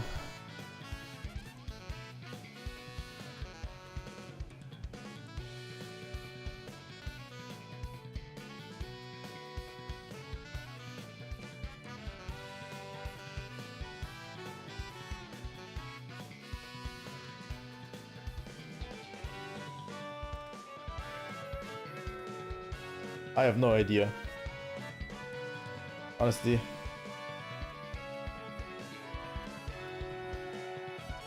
So yeah, Nigoro was they were making Flash games in the past, so all of these games are basically software that have different things. I think it's Future Development Company that lets me, yeah, we can switch between different sites. Future Development Company.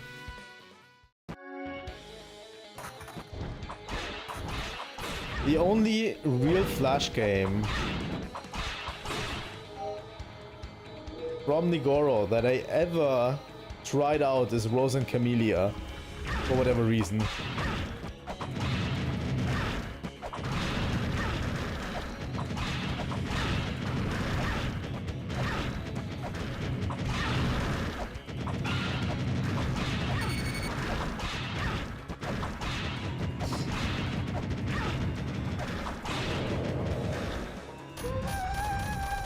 Okay.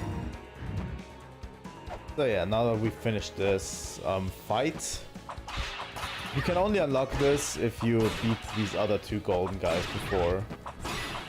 You could actually see their spirits at the bottom, but yeah, the only Flash game I ever played from Nigoro is Rose and Camellia.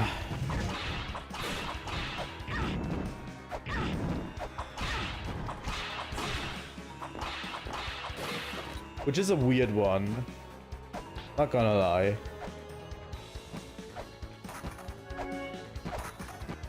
A pretty entertaining one, but still pretty weird.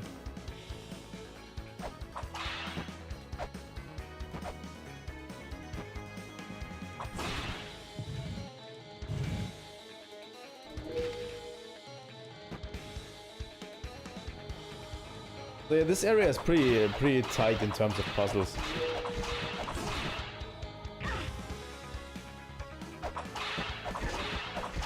Fine.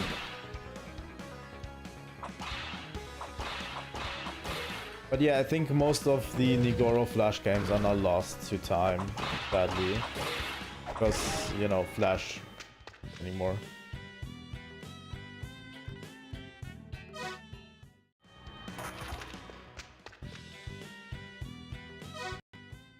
What have I done, huh? I think we needed to talk to this guy, if I'm totally honest.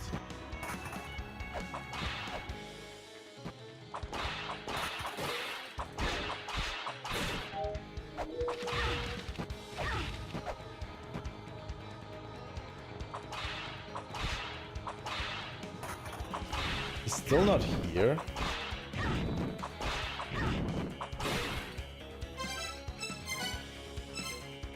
I don't want to be lost in Valhalla.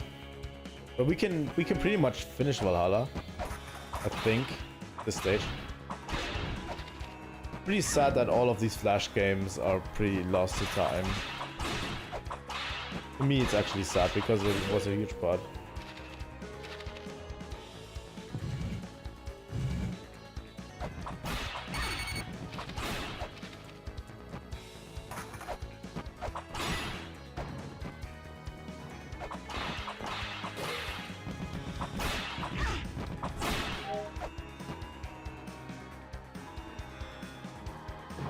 He wasn't here.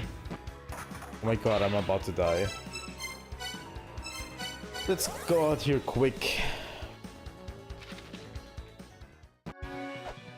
But yeah, we can actually finish Valhalla, I think, before we delve deeper into the game. Pretty sure we can.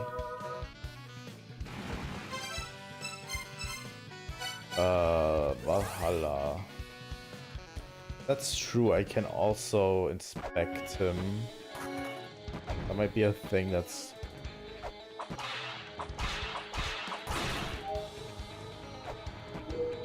That's a thing that might happen.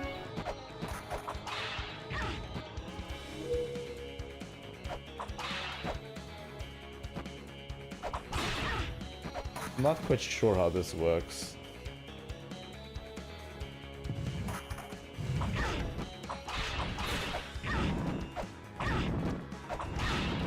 These enemies are the worst.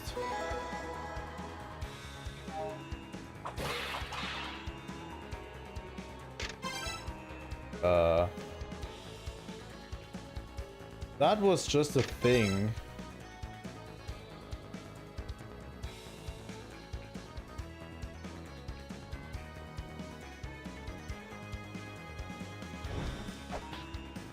I'm pretty sure we can finish Valhalla now, I just don't know how to.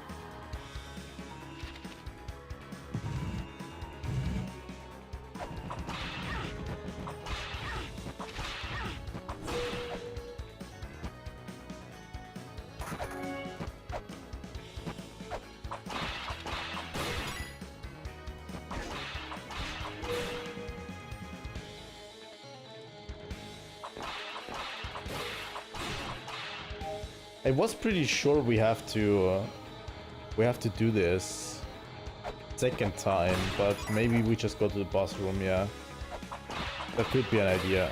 I haven't really been there yet.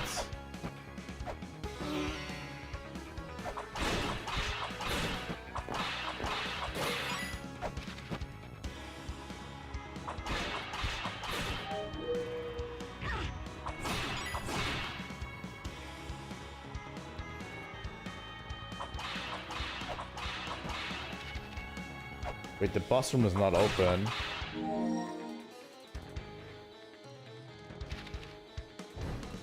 Am I missing something major?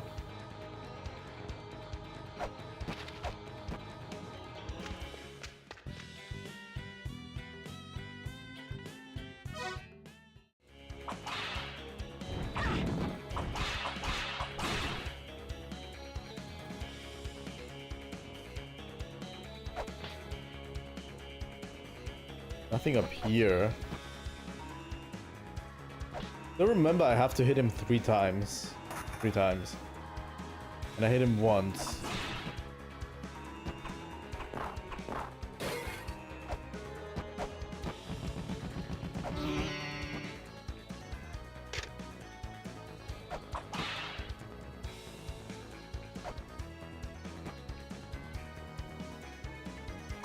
There he is. Found you.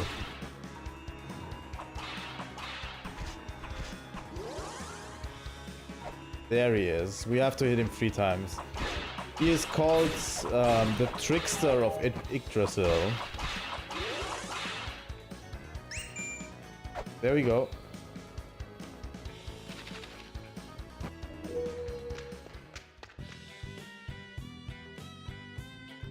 And he's headed towards Vitra's Ankh to revive him. And supposedly Vitra is not yet at full power, so...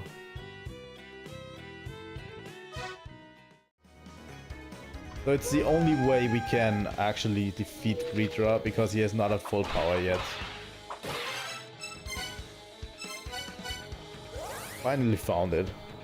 That guy opens the pathway to the boss for us.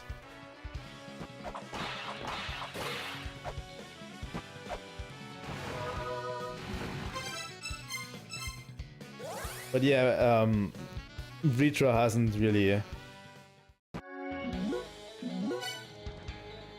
But is that another projection of Ratatoskr? Could it be that it's just another projection of... Oh my god, I stupidly lost a lot of health.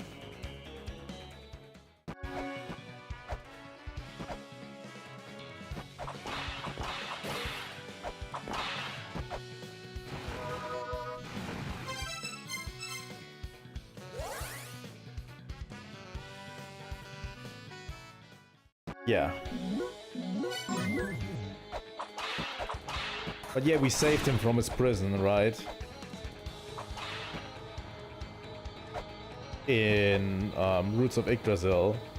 We saved him from his prison and now we're chasing him down. And he basically tells us to follow him. Oh my god, that was close. I want to be at full health for this fight, honestly. There we go. And he summons the Ankh. Also, nice little touch in the background. You hear a horn blowing. That's going to become important.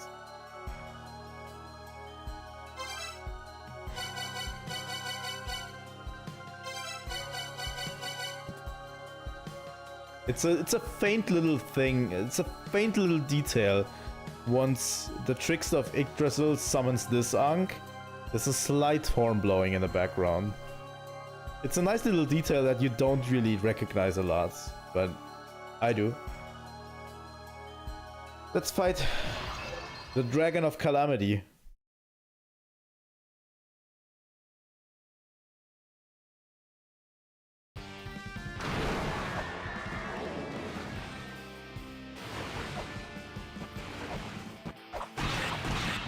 Hey, we have to hit the head. Usually with La-Mulana you have to hit the head. This fight is not really easy, I find.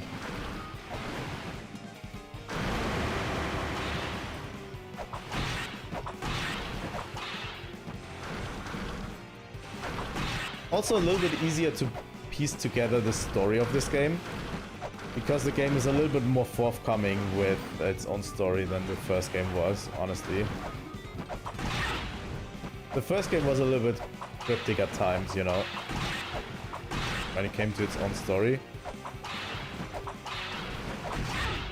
Ouch. Wow. We need to do better. But the good thing is we can just try again. The game boots us directly into the boss fight again. So...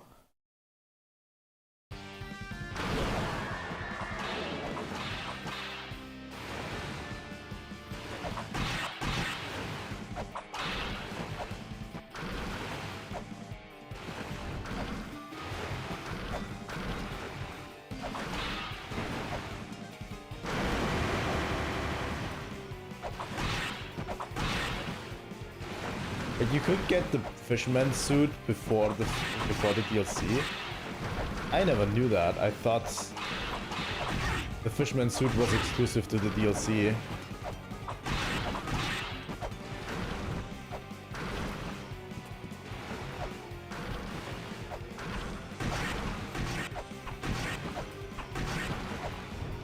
So yeah, we can kind of goad him into...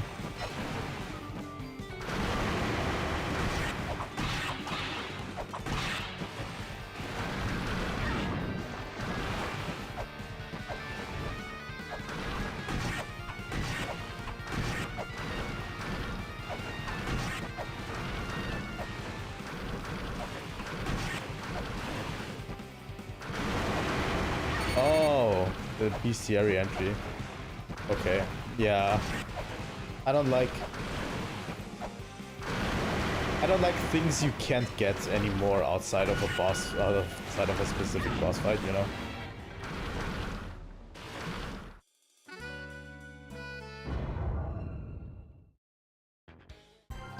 And I don't really enjoy stuff you can miss, you know? Especially in a Metroidvania game. It's still a Metroidvania game at the end of the day.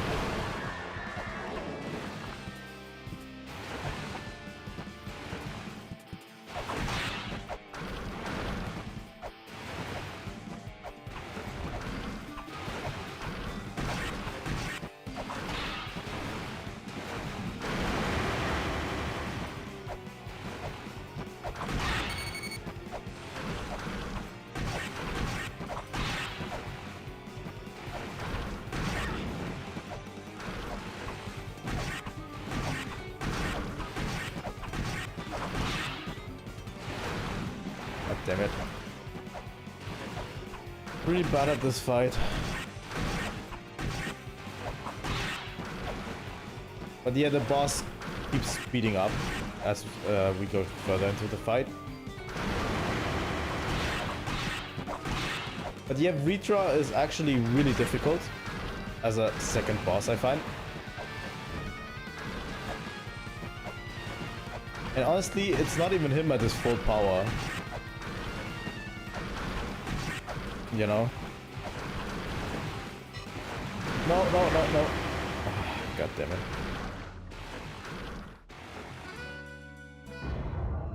We're going to be here for a while. Is there a sacred orb that I can get right now? Because I've only found one, and it's a little bit not enough.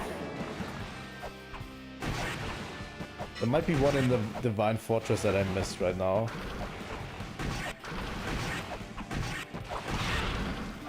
Ouch.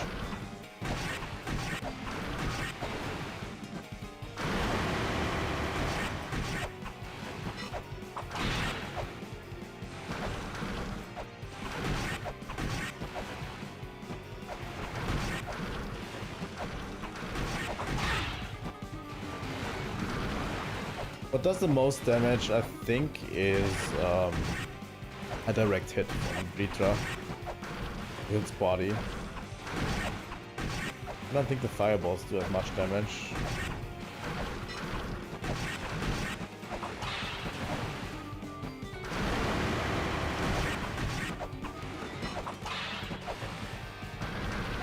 Oh my god.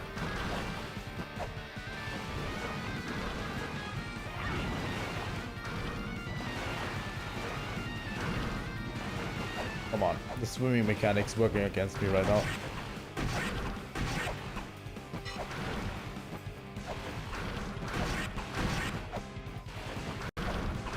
But yeah, once he gets super fast like this, really hard to avoid him because he's super fast.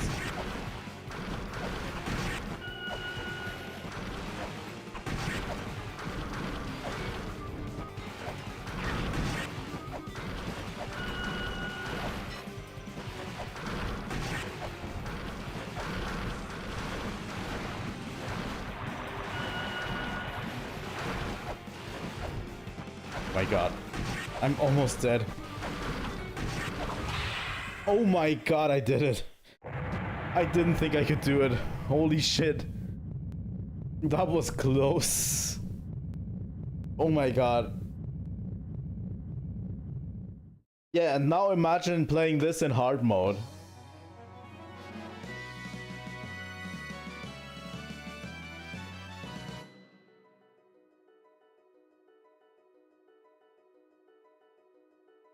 Here we go. We get a scale sphere for our efforts, which negates the poison from the water. And also we get a message from Samarantha.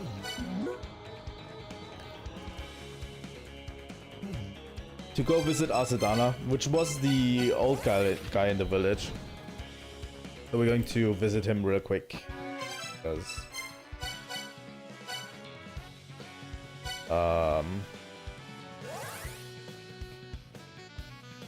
here we go. Oh, I think we should have at least gotten one more sacred orb. Yep.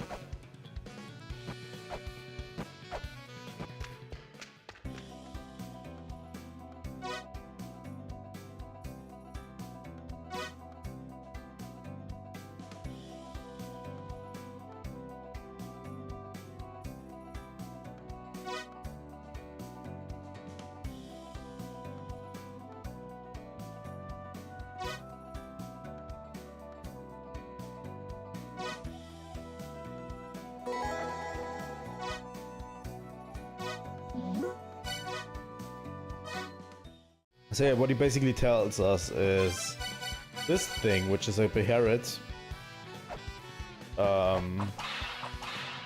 can collect something called dissonance. What dissonance is basically the cause that keeps these races still fighting with each other inside Eglana. Inside Eglana, they have been sealed away for hundreds and hundreds of years. And they are still fighting each other. A lot of them don't even know why they keep fighting. I've not seen Berserk or read the manga.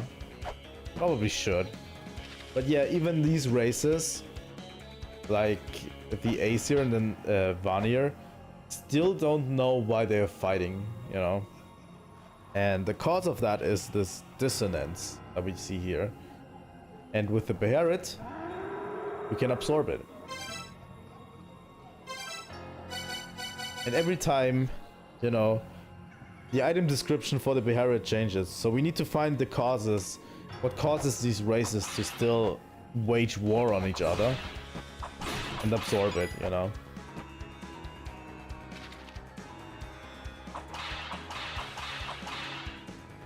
Really, really? That's cool. Never known that. But these are Kickstarter backers in the mist, the faces. So yeah, we've absorbed basically the source of this conflict between those two guys, which is which was the Dragon of Calamity, Vitra. You know, that was the cause for them.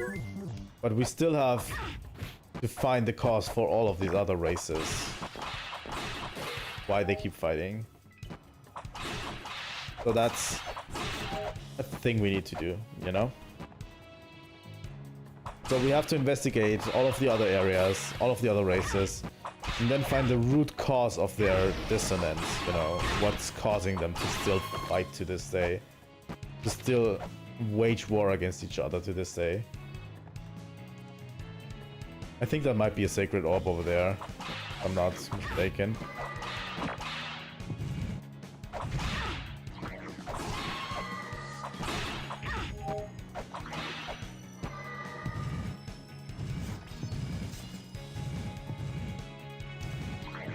Here we go.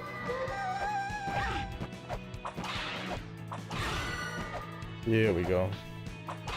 Yeah, we haven't fully... Yeah, it's a sacred orb. We could have made the fight a bit easier. But who cares?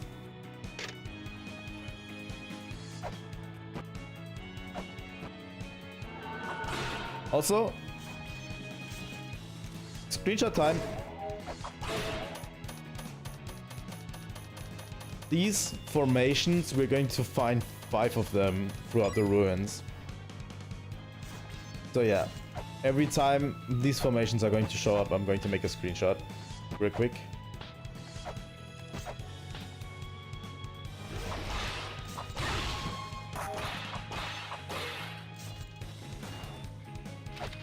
Yeah, the corridor of blood should be open right now. I usually tend to not immediately go into the corridor of blood. We can't go up there, by the way. I usually don't tend to immediately get into the corridor of blood right after this boss. You definitely can, but I don't think it's necessary to do so right now. But yeah, this is one path from the roots of Yggdrasil.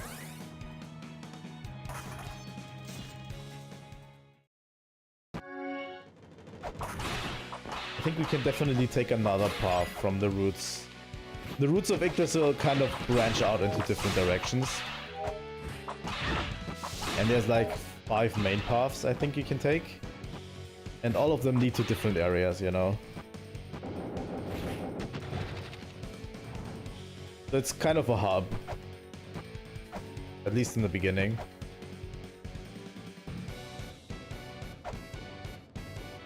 Functions like a hub. And with the origin seal we found, we can actually enter this.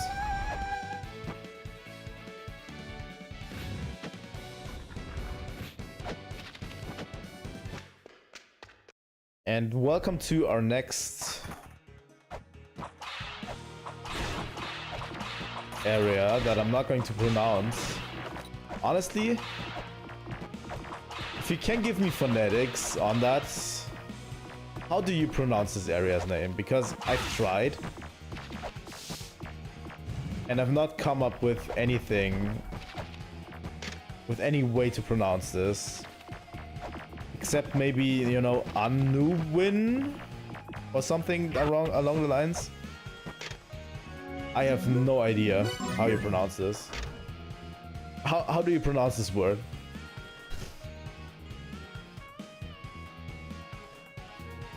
But yeah, it's supposed to be the last bastion of resistance against people who want to control La-Mulana.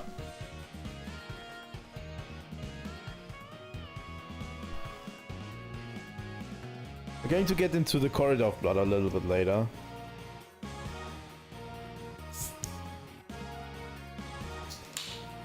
And there's some really important people here.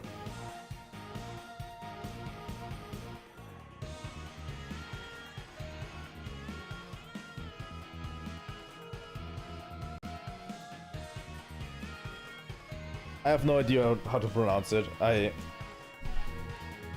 tried in the past to find something through Google Translate.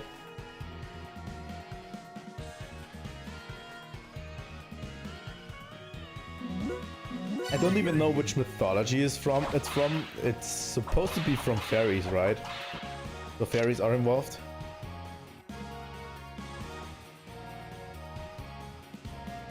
Unknown. Okay. Was that right? Unknown. That makes more sense. I have no idea. But yeah, this one you can definitely enlighten me of what kind of thing it's from. It does have fairies. It does have a thing about fairies with them. Okay. Then now that we have the scale sphere, we can safely traverse the water. And meet a new character.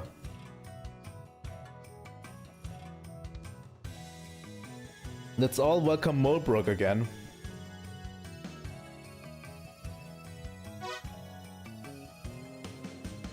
She's also one of the 7 children, and she was really helpful in the first game. But now that she's, you know, basically free from the mother's influence, she travels abroad and helps us in this game.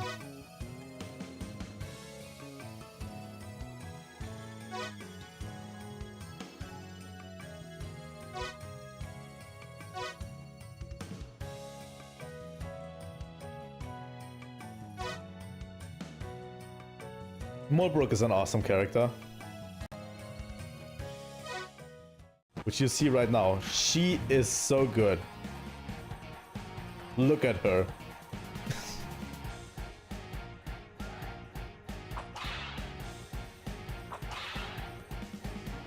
Yep. She just is going to explore the ruins with us.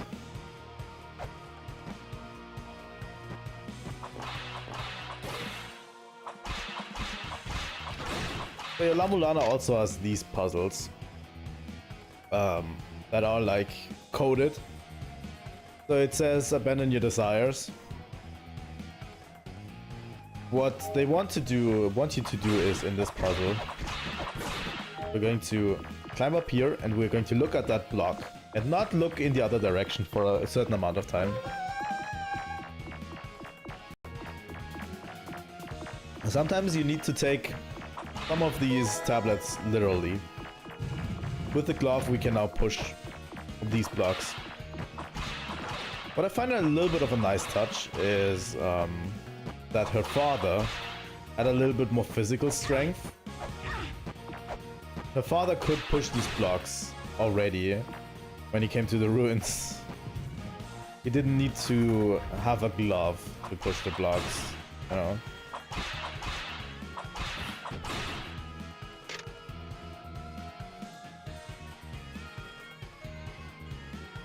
That's important. Also, cool thing is you can look up and crouch down in this game.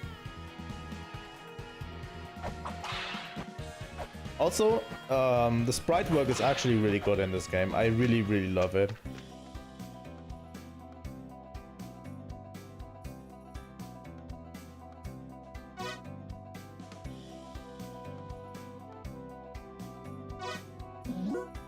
No, thank you. Because she tells us to seek the Fairy King.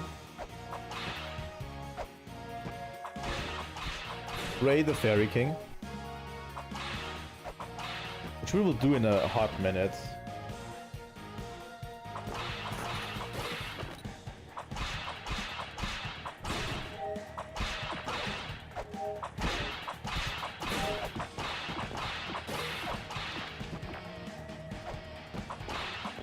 This was the first time I got stumped because I didn't really find the Fairy King.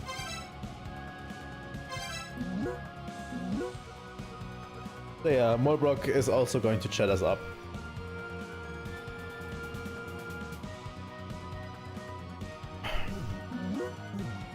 So she's investigating the ruins as well and giving us update on certain areas if you need it.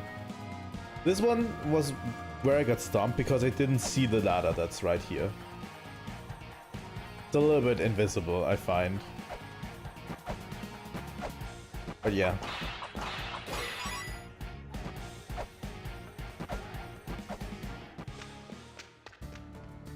So yeah, this is the Fairy King, Frey. Of course I have power.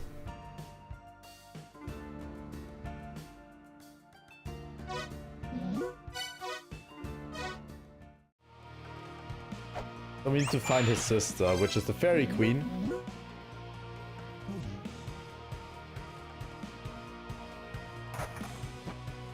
You can read the face with the hand scanner, this one.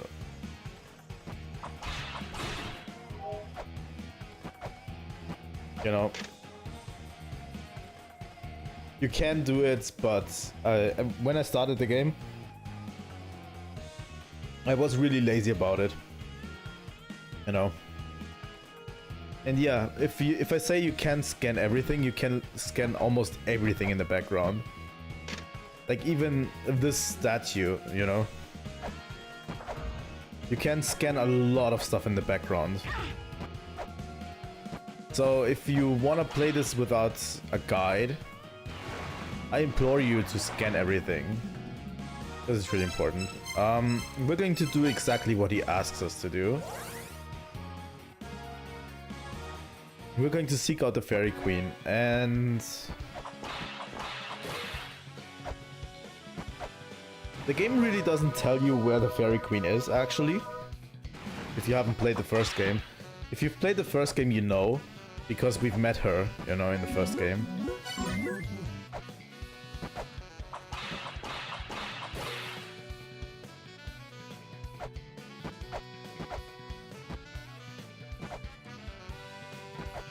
So yeah, we'll enter the La-Mulana ruins again.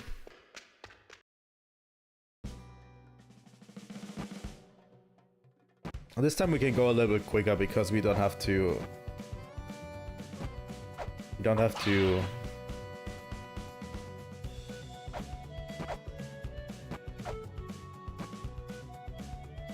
go through everything. Also, there's a cool video that I've watched recently that summarizes the history of La-Mulana. I actually find that really cool.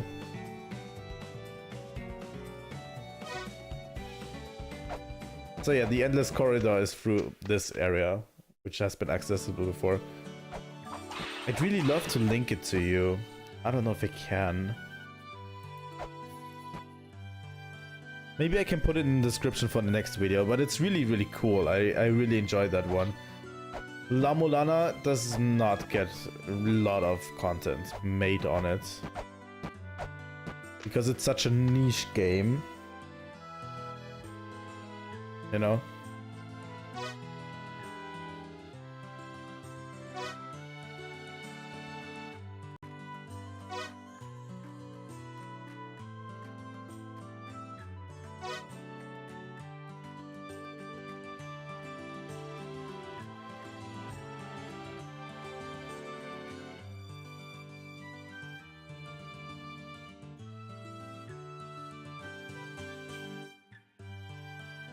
Yeah, that one is cool as well. But there is one that has like comprehensive history of La-Mulana, and it actually delves into all of the story of La-Mulana 1. The reason they don't delve into the story of La-Mulana 2 as well is because La-Mulana 2 is way more straightforward about the story, you know? The story is all there in the game, basically laid out for you. But yeah, it does talk about all of these references. Yeah, in the first game it's a little bit more hidden, But there's also a lot of references to mythology that you don't get usually by reading the tablets.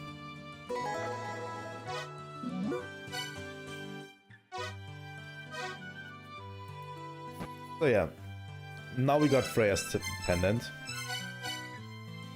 And with that, we get back to Anoon. I need to really know how to pronounce it. Also, if you don't know, I've been on a donation drive. A little bit of a personal project for me. So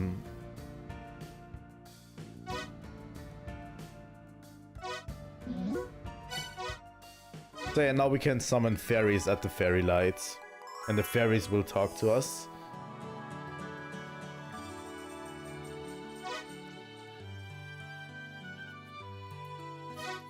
Here we go. So yeah, now we have the help of the fairies, guaranteed. But yeah, I've been on a donation drive for a YouTube channel that you might not know. It's Best Music Coach is the... But I think he rebranded. He rebranded the channel to Music Theory for Gamers. And what he does is he reacts to a whole soundtrack of a game. The entirety of the soundtrack. Doesn't matter how long it is. He reacts to it and he breaks it down in music theory form, you know. And I've been on a donation drive for almost 2 years. I don't have as much money to donate. Basically, new OSTs get chosen by how much people donate, which is a really cool thing. It's a really good racket, probably.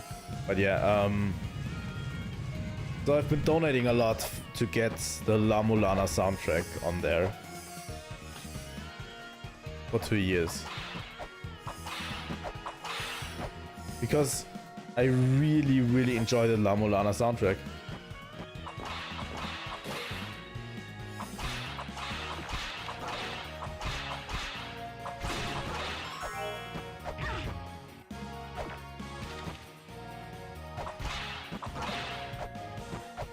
Also, yeah, I've been Discord and YouTube moderator for that channel. It's just a short, just something you might want to know, because I'm quite biased, you know.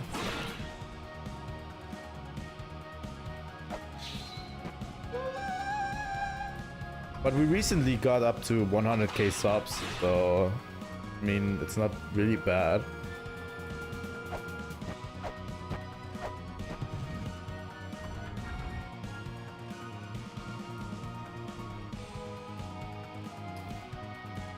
Also, a nice little touch on that is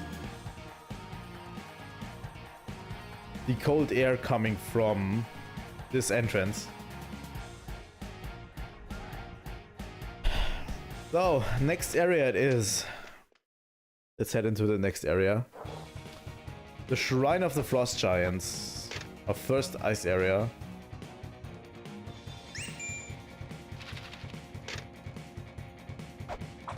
And one of my favorite tracks in the game as well.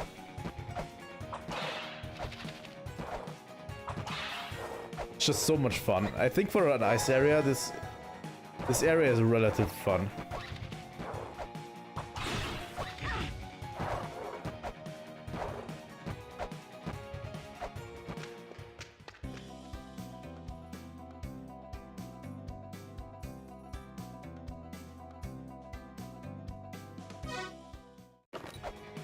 So yeah, this is the only reference we are going to get to the second children, by the way.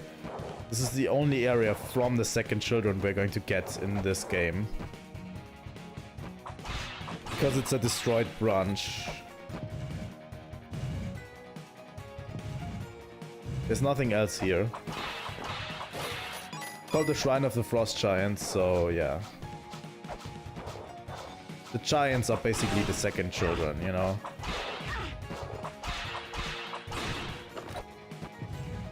So if we're searching for dissonance, might as well start here, right?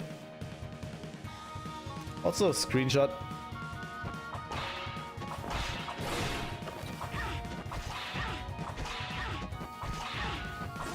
I always found the Shrine of the Frost Giants to be pretty fun. Honestly.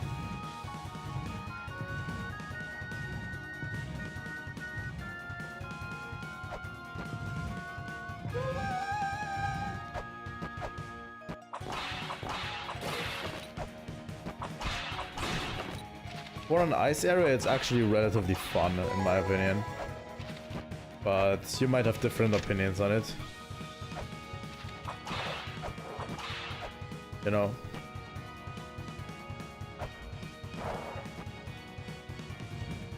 I like it more than the Graveyard of the Giants in La-Mulana 1, for sure.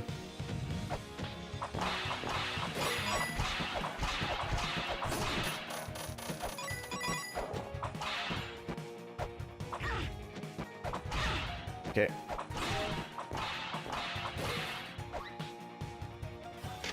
There's the Grail tablet. What does it say? So these were the last lands of the Frost Giants. They are now extinct.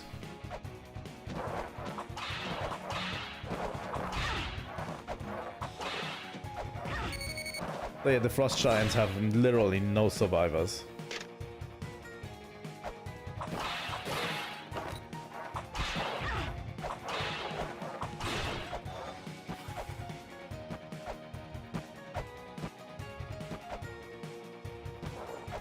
I always find this game a little bit more impressive than I always think it is.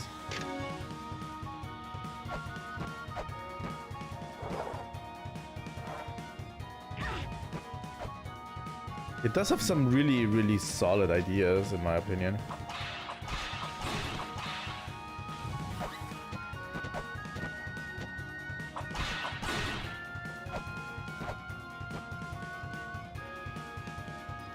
Okay, we can't go through this. It does have some really solid ideas. And it's relatively fun.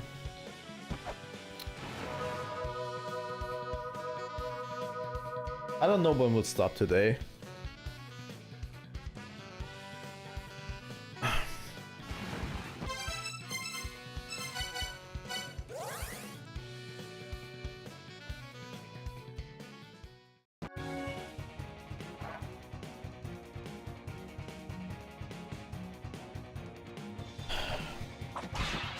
So yeah, there's a lot of areas we can get to right now in the Shrine of the Frost Giants.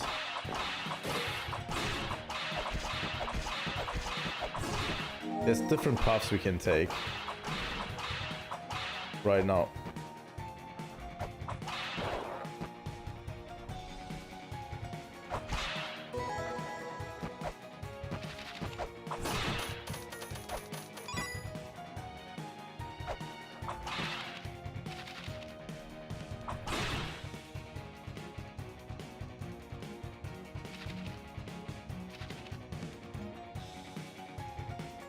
There's another mini boss in here, if I'm not mistaken. I am not mistaken.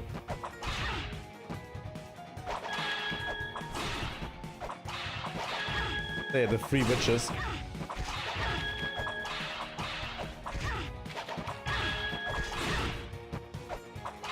Taking way too much damage from this mini boss.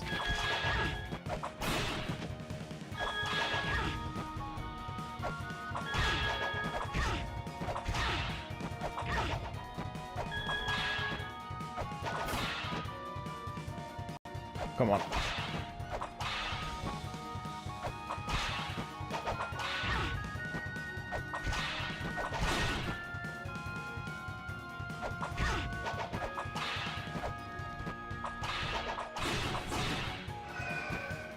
So yeah, if we get all 3 of them, they fuse together.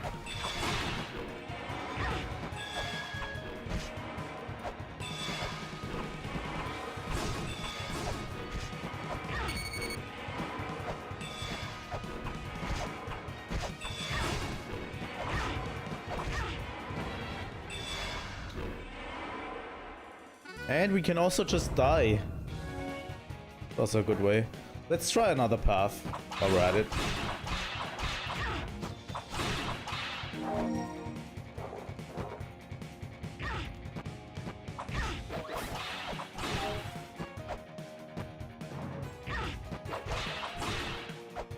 There's a healing fairy.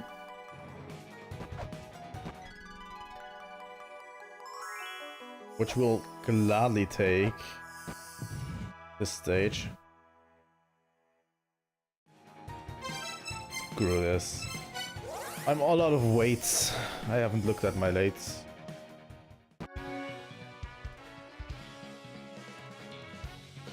Oh yeah, hard mode is brutal. I remember hard mode being extremely brutal. And I would always discourage using hard mode. I don't know if the satisfaction of hard mode is really worth it. You know?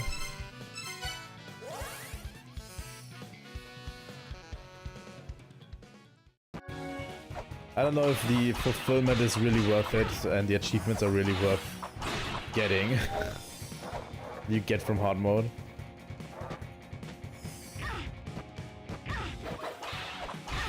You know?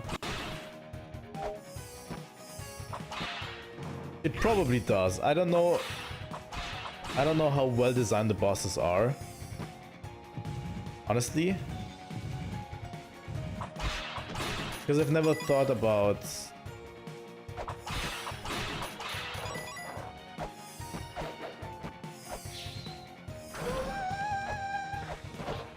Never thought about these bosses in this game as, you know, Dark Souls bosses with patterns you can learn.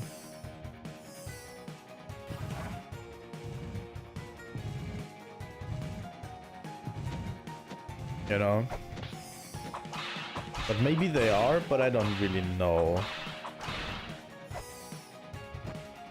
I mean, maybe they are. I've seen it kind of with Ritra. Where I was able to do it is also... I was able to do it with low health. So, you know...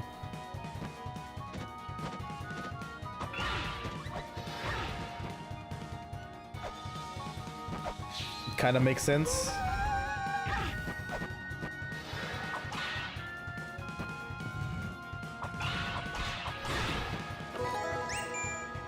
Get the birth sigil.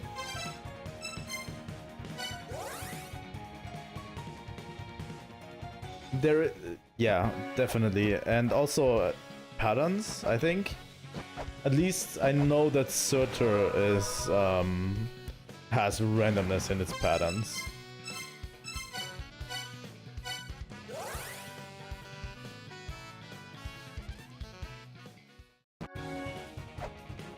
I mean, if we gain enough subs, I might do a sub special where I'm going through the game in hard mode.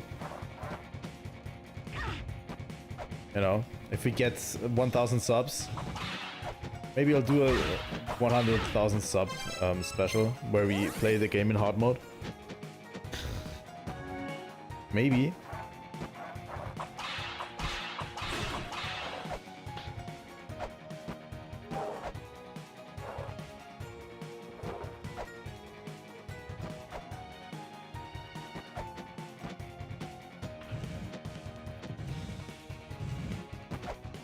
You need to place 3 weights here.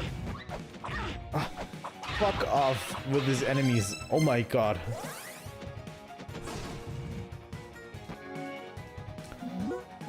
I said 1,000, not 100,000. I won't ever say I won't probably will never get to 100,000 subs. That's like a fever dream at this point. You know?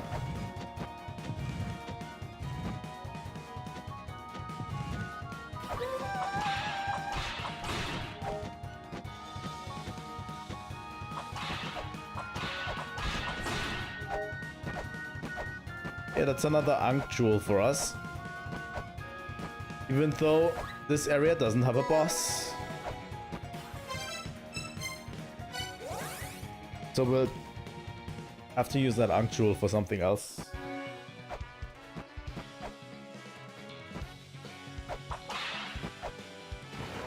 But yeah, 100,000 subs is a fever dream. The only thing I want to get to is like maybe 500 subs if we can. Maximum 1,000. That's like my goal in life. Maybe.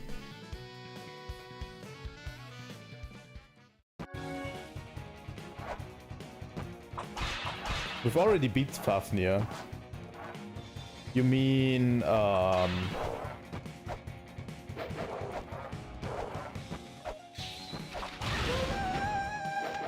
okay.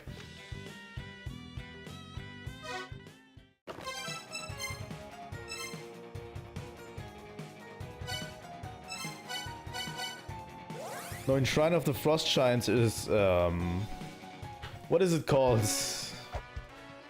Fenrir is a boss in Shrine of the Frost Giants, I think. We'll get to Fenrir way later.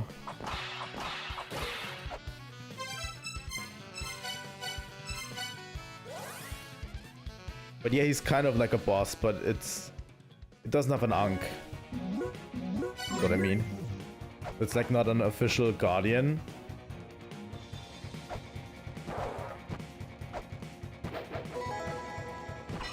I think Vidofnir is that chicken, right? The chicken head thing.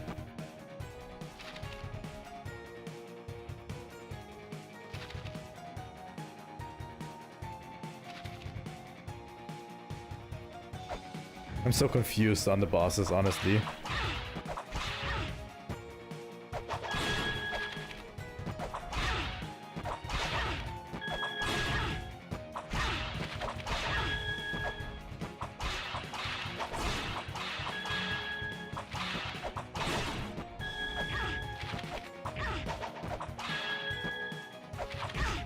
Maybe I'm kind of misinformed.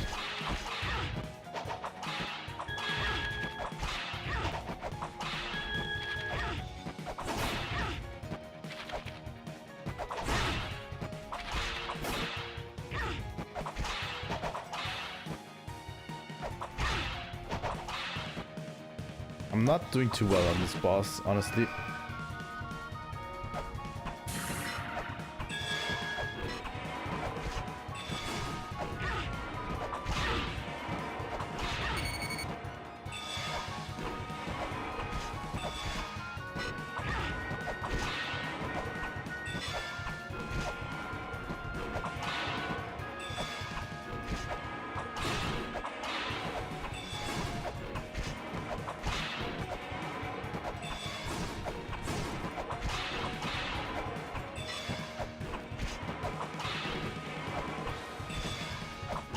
We have to learn the patterns of the bosses. We want to survive.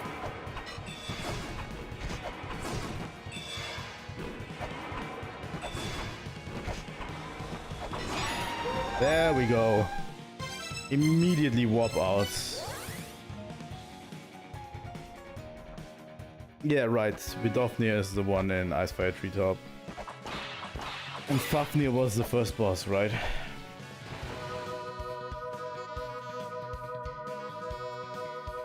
If I'm not mistaken.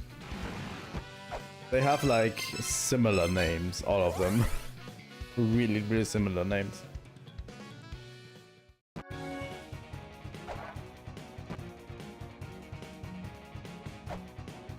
But yeah, this area doesn't have an official Guardian boss time to it.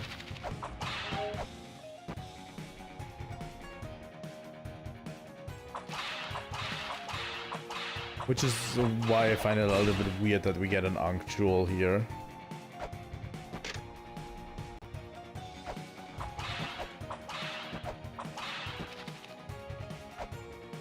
These pillars are going to become important later.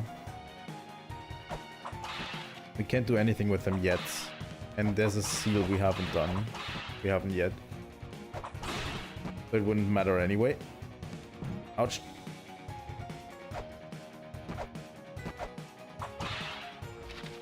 You guys don't even know how much game there is left. If you haven't played this game, there is So much game left.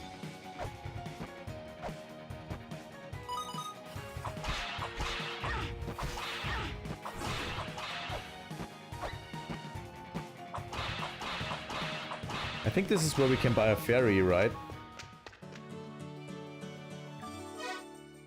Oh, we don't have the ferry pass yet.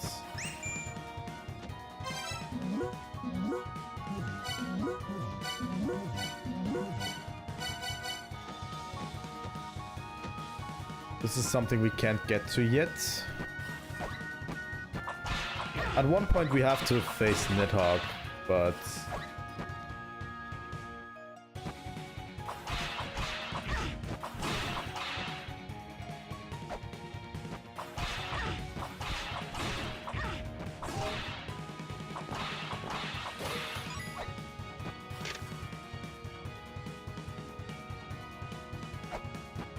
I mean, that's a pretty good sign of where the thing is. The hint, you know.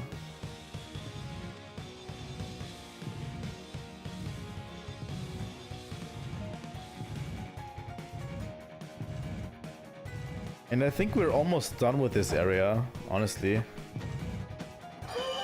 can collect our prize, the rapier, which, you know, is this motion. I think it's weaker than the whip, even. Maybe it's a little bit stronger than the whip.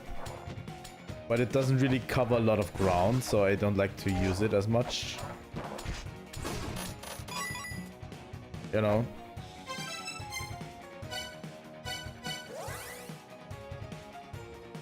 That's Ice Fire Treetop for you.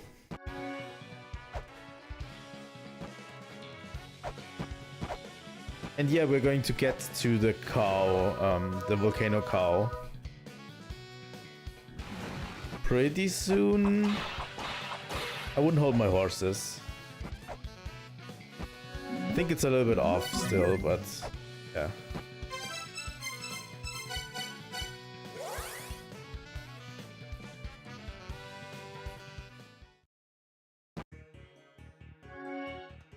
Here we go.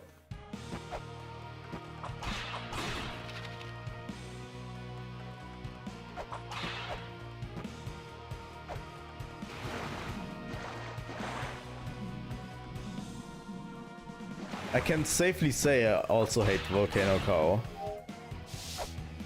I'm a huge hater of Volcano Cow.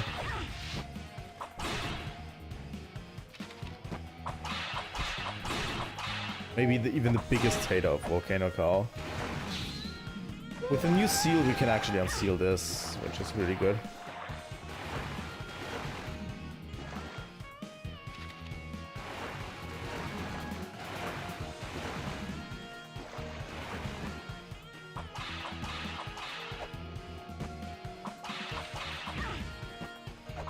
Volcano Cow was so difficult the first time I did it.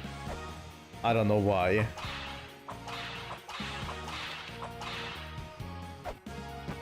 It's just the last phase, honestly.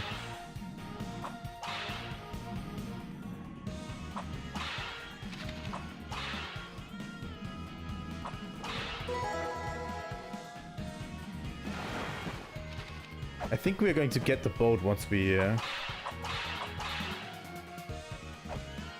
unlock the cow, right?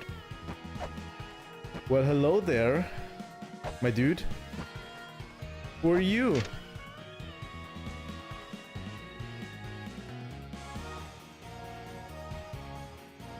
So yeah, this sigil, by the way, is going to be difficult. It's basically the ending. It's a sigil that will have to look towards the ending, you know? It's really, really significant.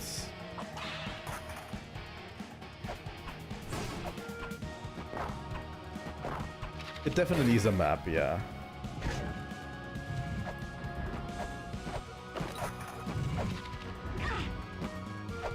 I know. Oh, fuck off. Fucking skeleton.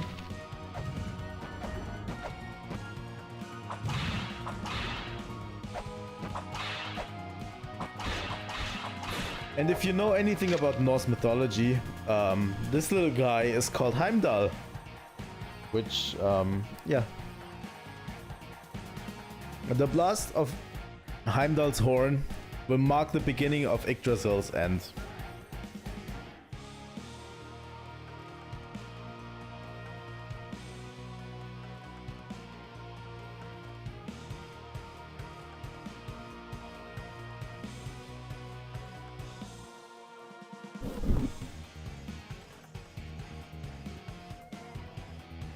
Remember that distant horn that we heard during the Ritra fight? Before, when Ritra's Ankh was summoned? I think that was Heimdall. I'm pretty sure.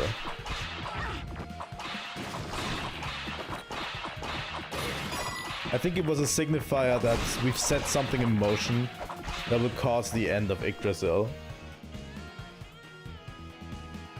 But that's just my interpretation. Nothing is confirmed on that front.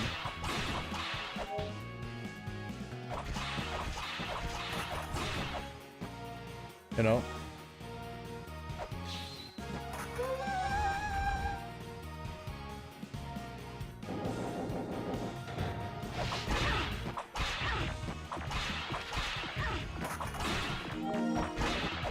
The thing is, this horn sound only plays 2 times in the entire game. And it's right before the end. Like, relatively close to the end, I'd say. And before we fight Ritra.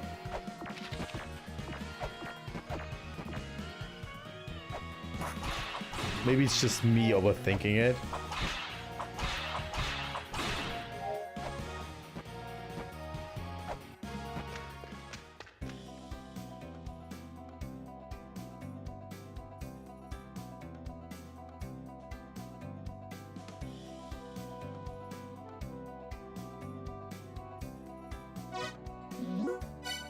Oh, thank you. So yeah, she calls the Ankh of Anun.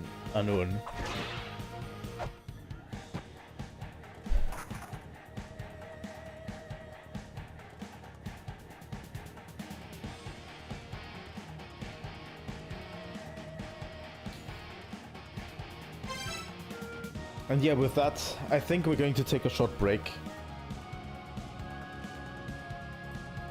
I'm going to have a short break and then we're going to return in 5 more minutes, maybe.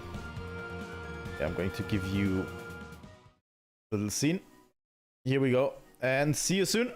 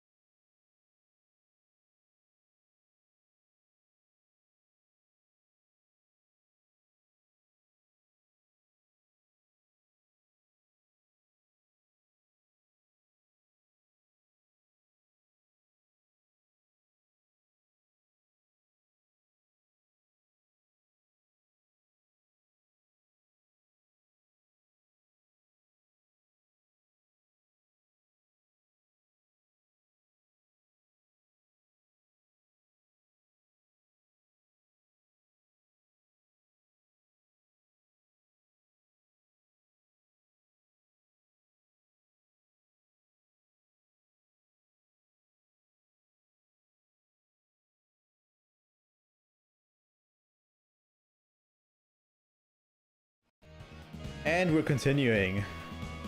Sorry I left you hanging a bit there. I need to... I don't know, the sound source for the game is not in that scene. Sorry guys. Sorry guys. I immediately went back, you know, cutting my break a little bit short. Doesn't matter, we're going to be there. Tell me if you're still here for the stream.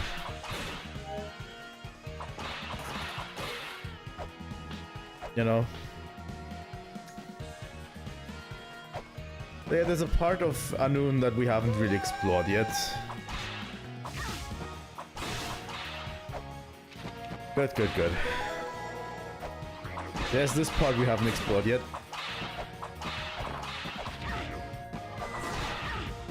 But yeah, my new setup is a little bit different because I don't have the...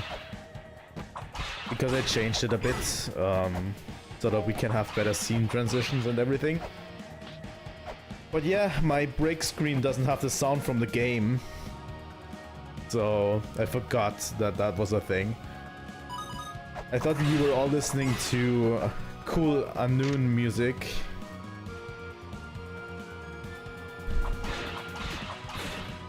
Oh yeah, and we're going to get into the Lokapala pretty soon.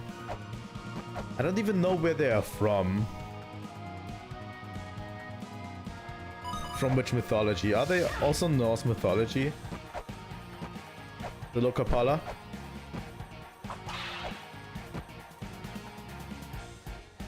Wouldn't surprise me, honestly.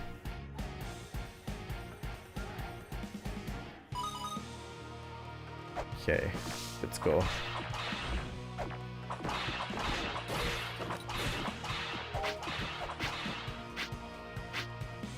The Lokapala are a really important faction in this.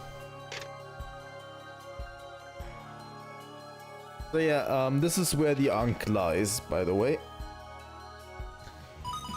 We can't get to this place yet. We'll have to do some things first.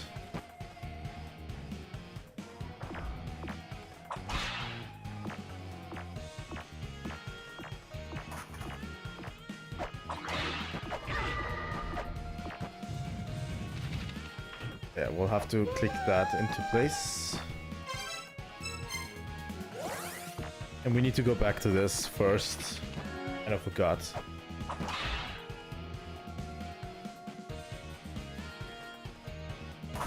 Oh look! It's a research paper!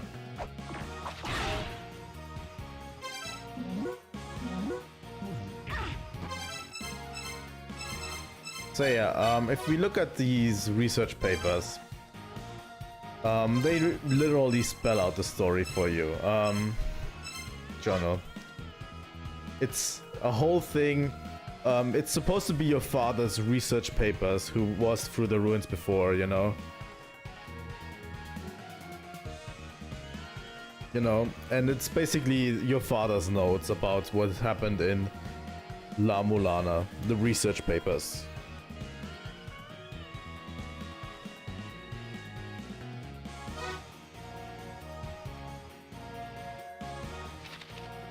So yeah, revealing that you basically, all of this was planned, that you would also come to La-Mulana as well.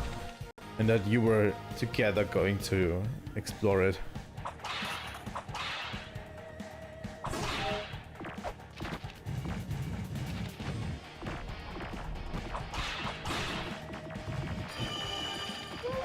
Also, up here is the rolling shurikens.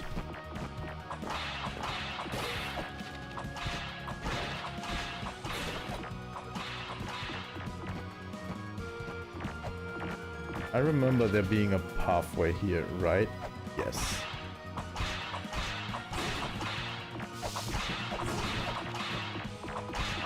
A lot of these areas can get a little bit crowded, but with the rolling shurikens we can actually activate pressure plates like these from afar.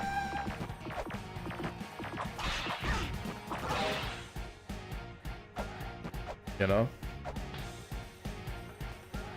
And pressure plates like these. And this looks like a boss, not gonna lie.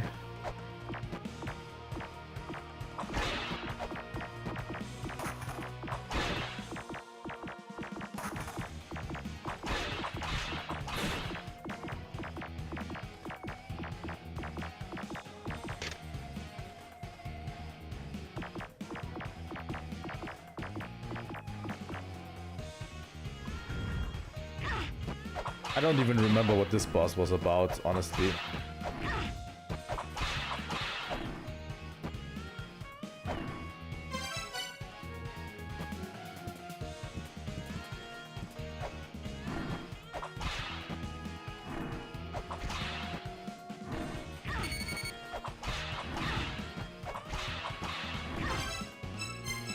We're going to warp out real quick. The cool thing about La-Mulana is always you can, if things get a little bit too tight, you can always warp out. In most situations. Here we go.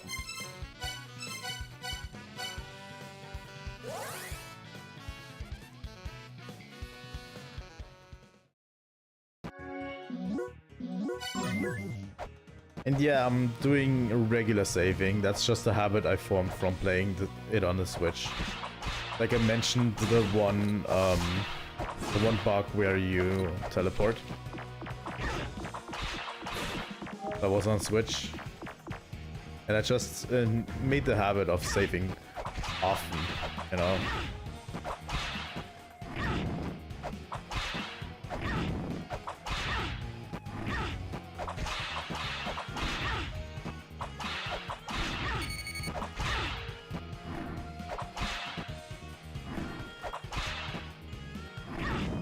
God damn it.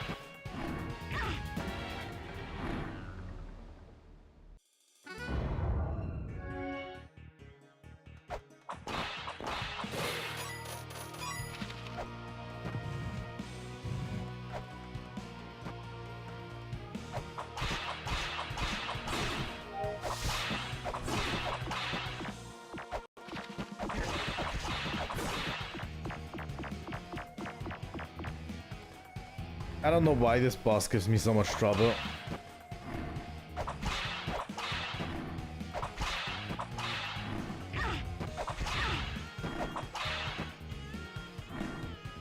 I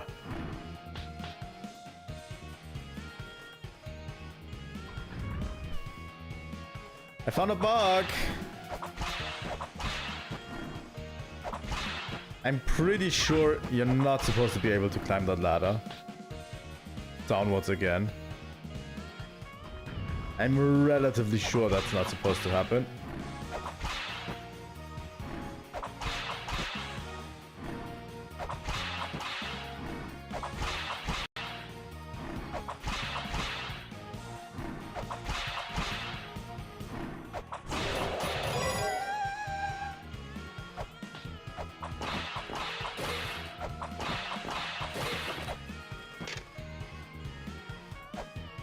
Okay.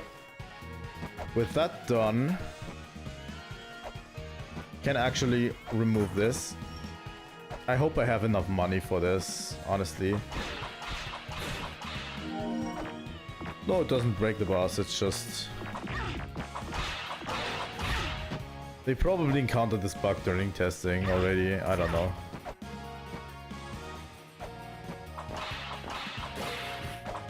I think most game-breaking bugs are fixed at this stage. I would at least hope so. You know.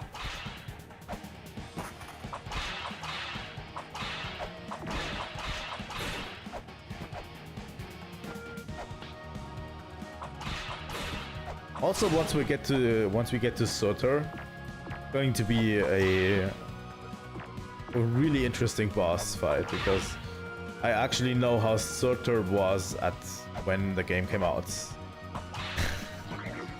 I still remember how that boss was when the game came out, and holy shit, that boss was difficult.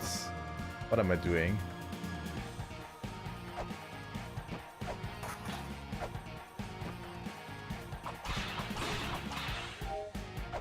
So yeah, the bosses got a lot of changes as well. It wasn't just, you know, bug fixing. The bosses got buffs, debuffs.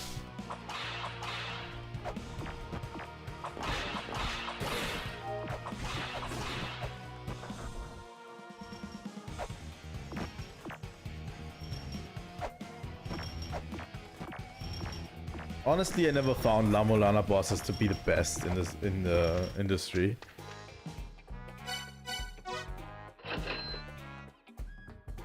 Thanks. Going to take that snapshot up. Yeah, I've bought the snapshot up. Just let me equip it. We're going to need that one a lot. Because if you remember right, I remember right.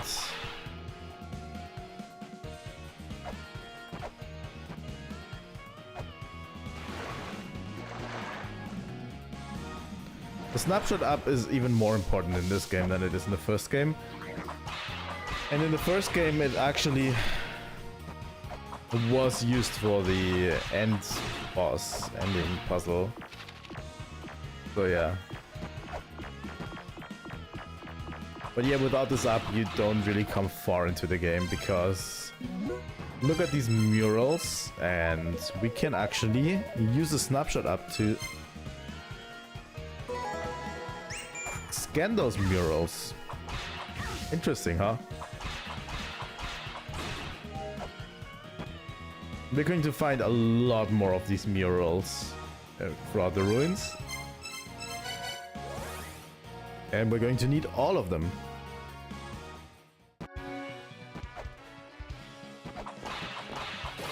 You know.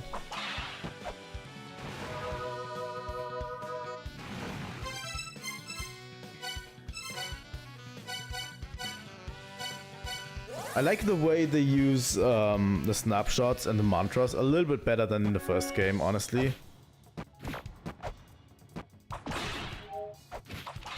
I like that system a lot more. Let's just say it like this.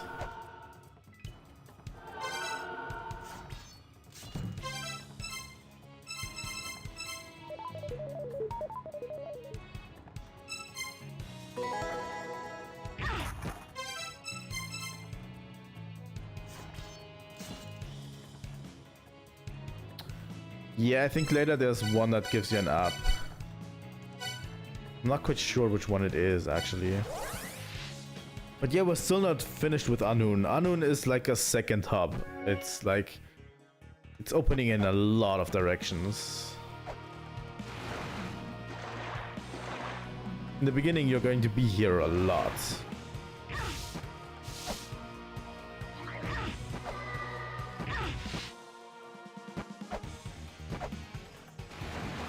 But I think in the first game... you get the mantra up through code, right?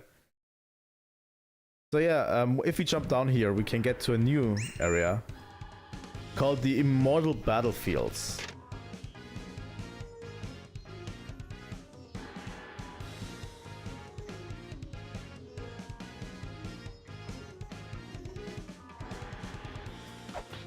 Strap yourselves in, because we are going to be here for a while.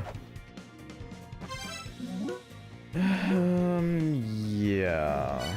Molbrook is at the Immortal Battlefields. And...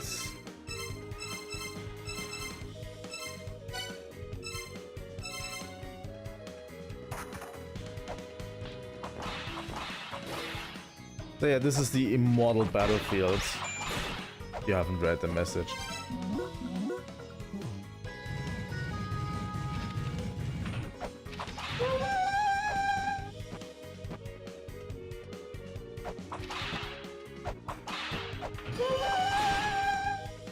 And yeah, here we get the Earth Spear.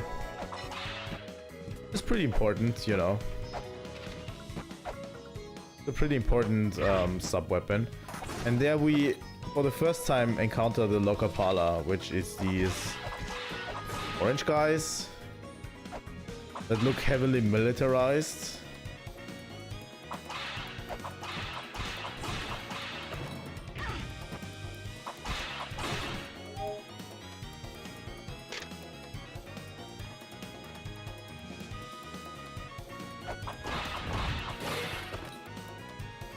But yeah, the model battlefield is another hub area where... And the model battlefield is big, big, big.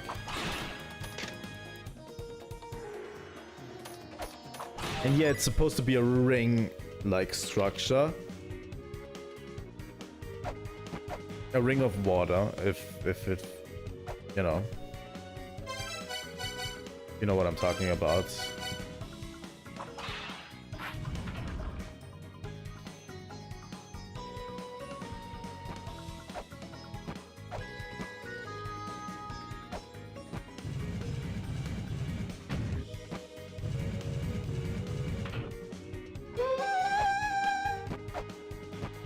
Think? Yeah.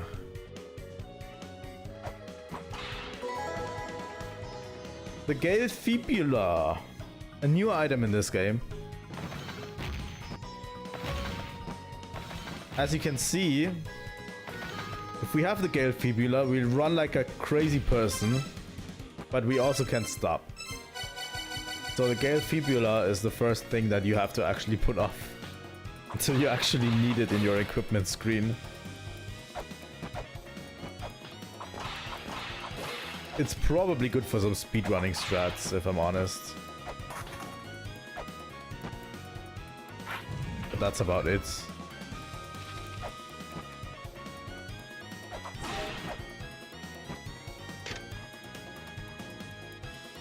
So yeah, the ring-like structure is basically, you know, what you can see here.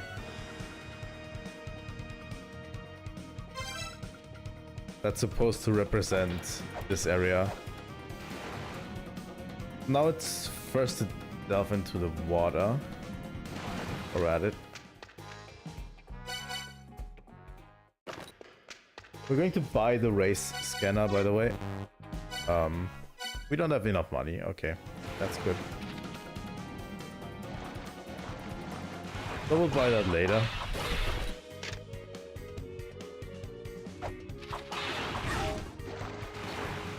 And yeah, this is actually a boss.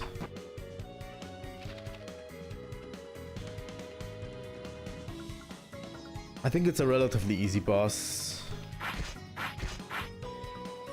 We just have to, you know, wait for him to come here. There's no real reason for us to jump into the water and fight him head on.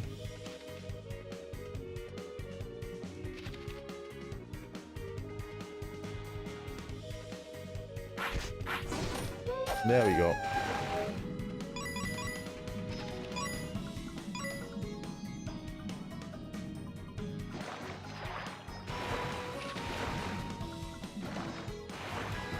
This ladder would lead us to Unknown. Oh, and there's two conspicuous guys sitting there. Who could those be? I bet they're not important.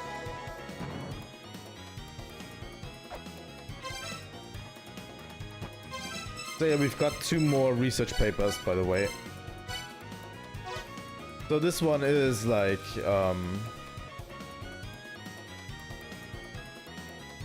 a huge breakdown of the children, you know, of the children system.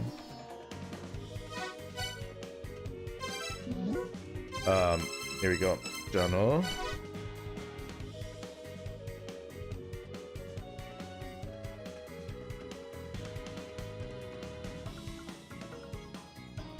So yeah, there's a lot of more about the history of La-Mulana, which supposedly is shaped like a huge upside down tree that's supposed to be the tree of life, Yggdrasil, you know?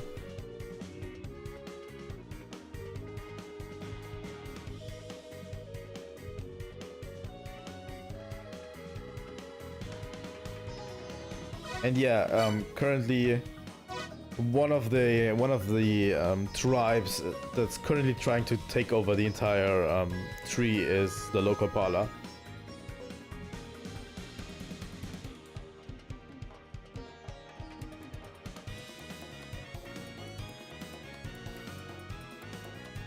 So yeah, you can read all that if you want.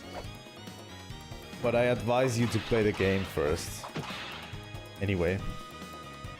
This is where the first Grail tablet is. For the Immortal Battlefields. Pretty important.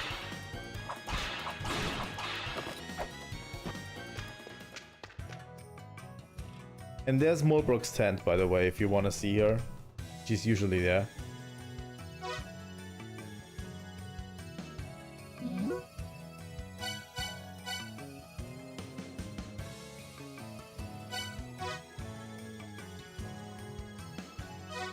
And you can send her off into certain areas if you want to. Well.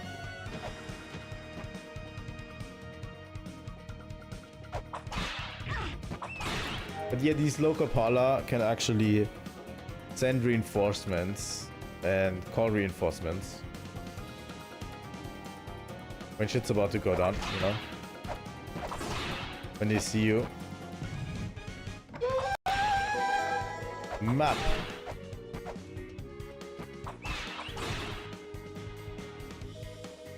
There's a good ferry spot there.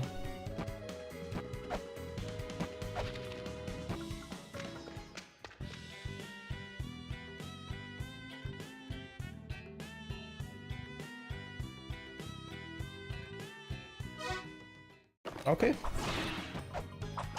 So yeah, apparently there's people who came from the sky in a thing called Nibiru. Which I think to this day is still a thing of many, many conspiracy theories. Centerpiece for them, right? If I remember my conspiracy theories correctly, a lot of conspiracists think of Nibiru as like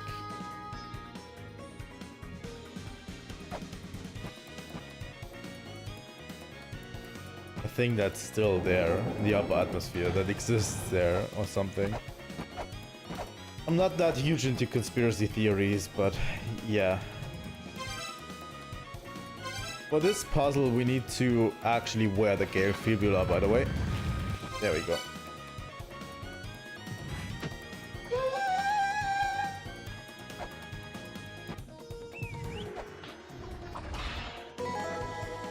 And we get a totem pole for our efforts.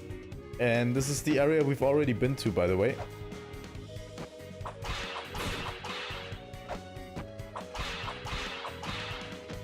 This area can get pretty confusing because it's so big, so huge.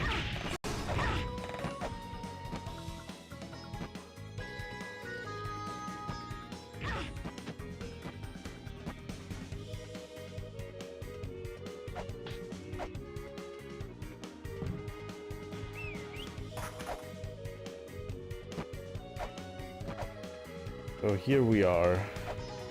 There's like this huge mural. It's actually a really cool mural. Like La-Mulana has a lot of cool background details like this and murals and stuff, you know. I really enjoy that aspect as well.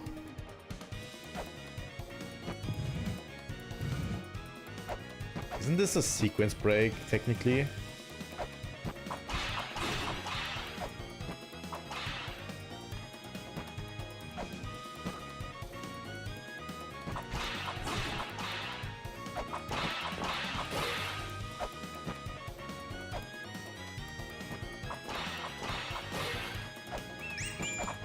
Yeah, this is like the lower ruins.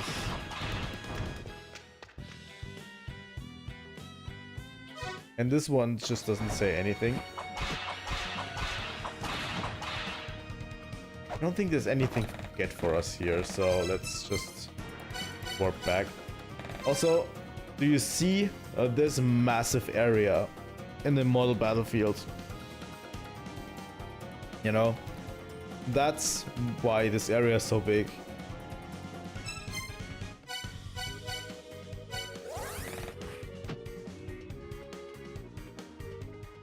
Let's go to the surface real quick. because that's where I actually want to end the stream. I think we'll start this next stream off with exploring the immortal battlefields a little bit closer, because my voice is actually starting to give out right now.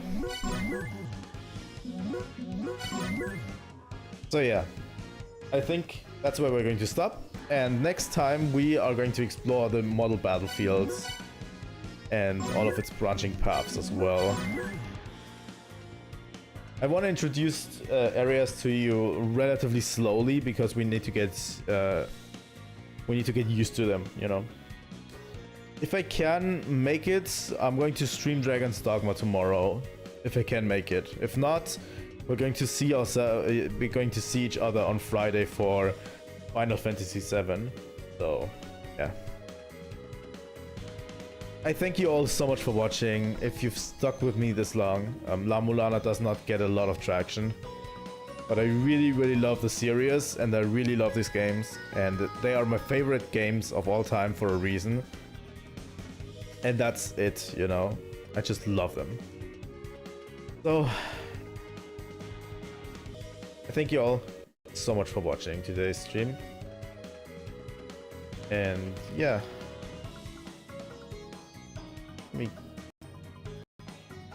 Yeah, right, real quick. But yeah, I thank you so much for watching. If you want, please leave a like and subscribe. It helps out a lot, and it helps out our March sub goal as well, which we will try to get to 150 subs during March. So yeah, thanks all so much for watching, and I will see all of you next stream. Trilightning out.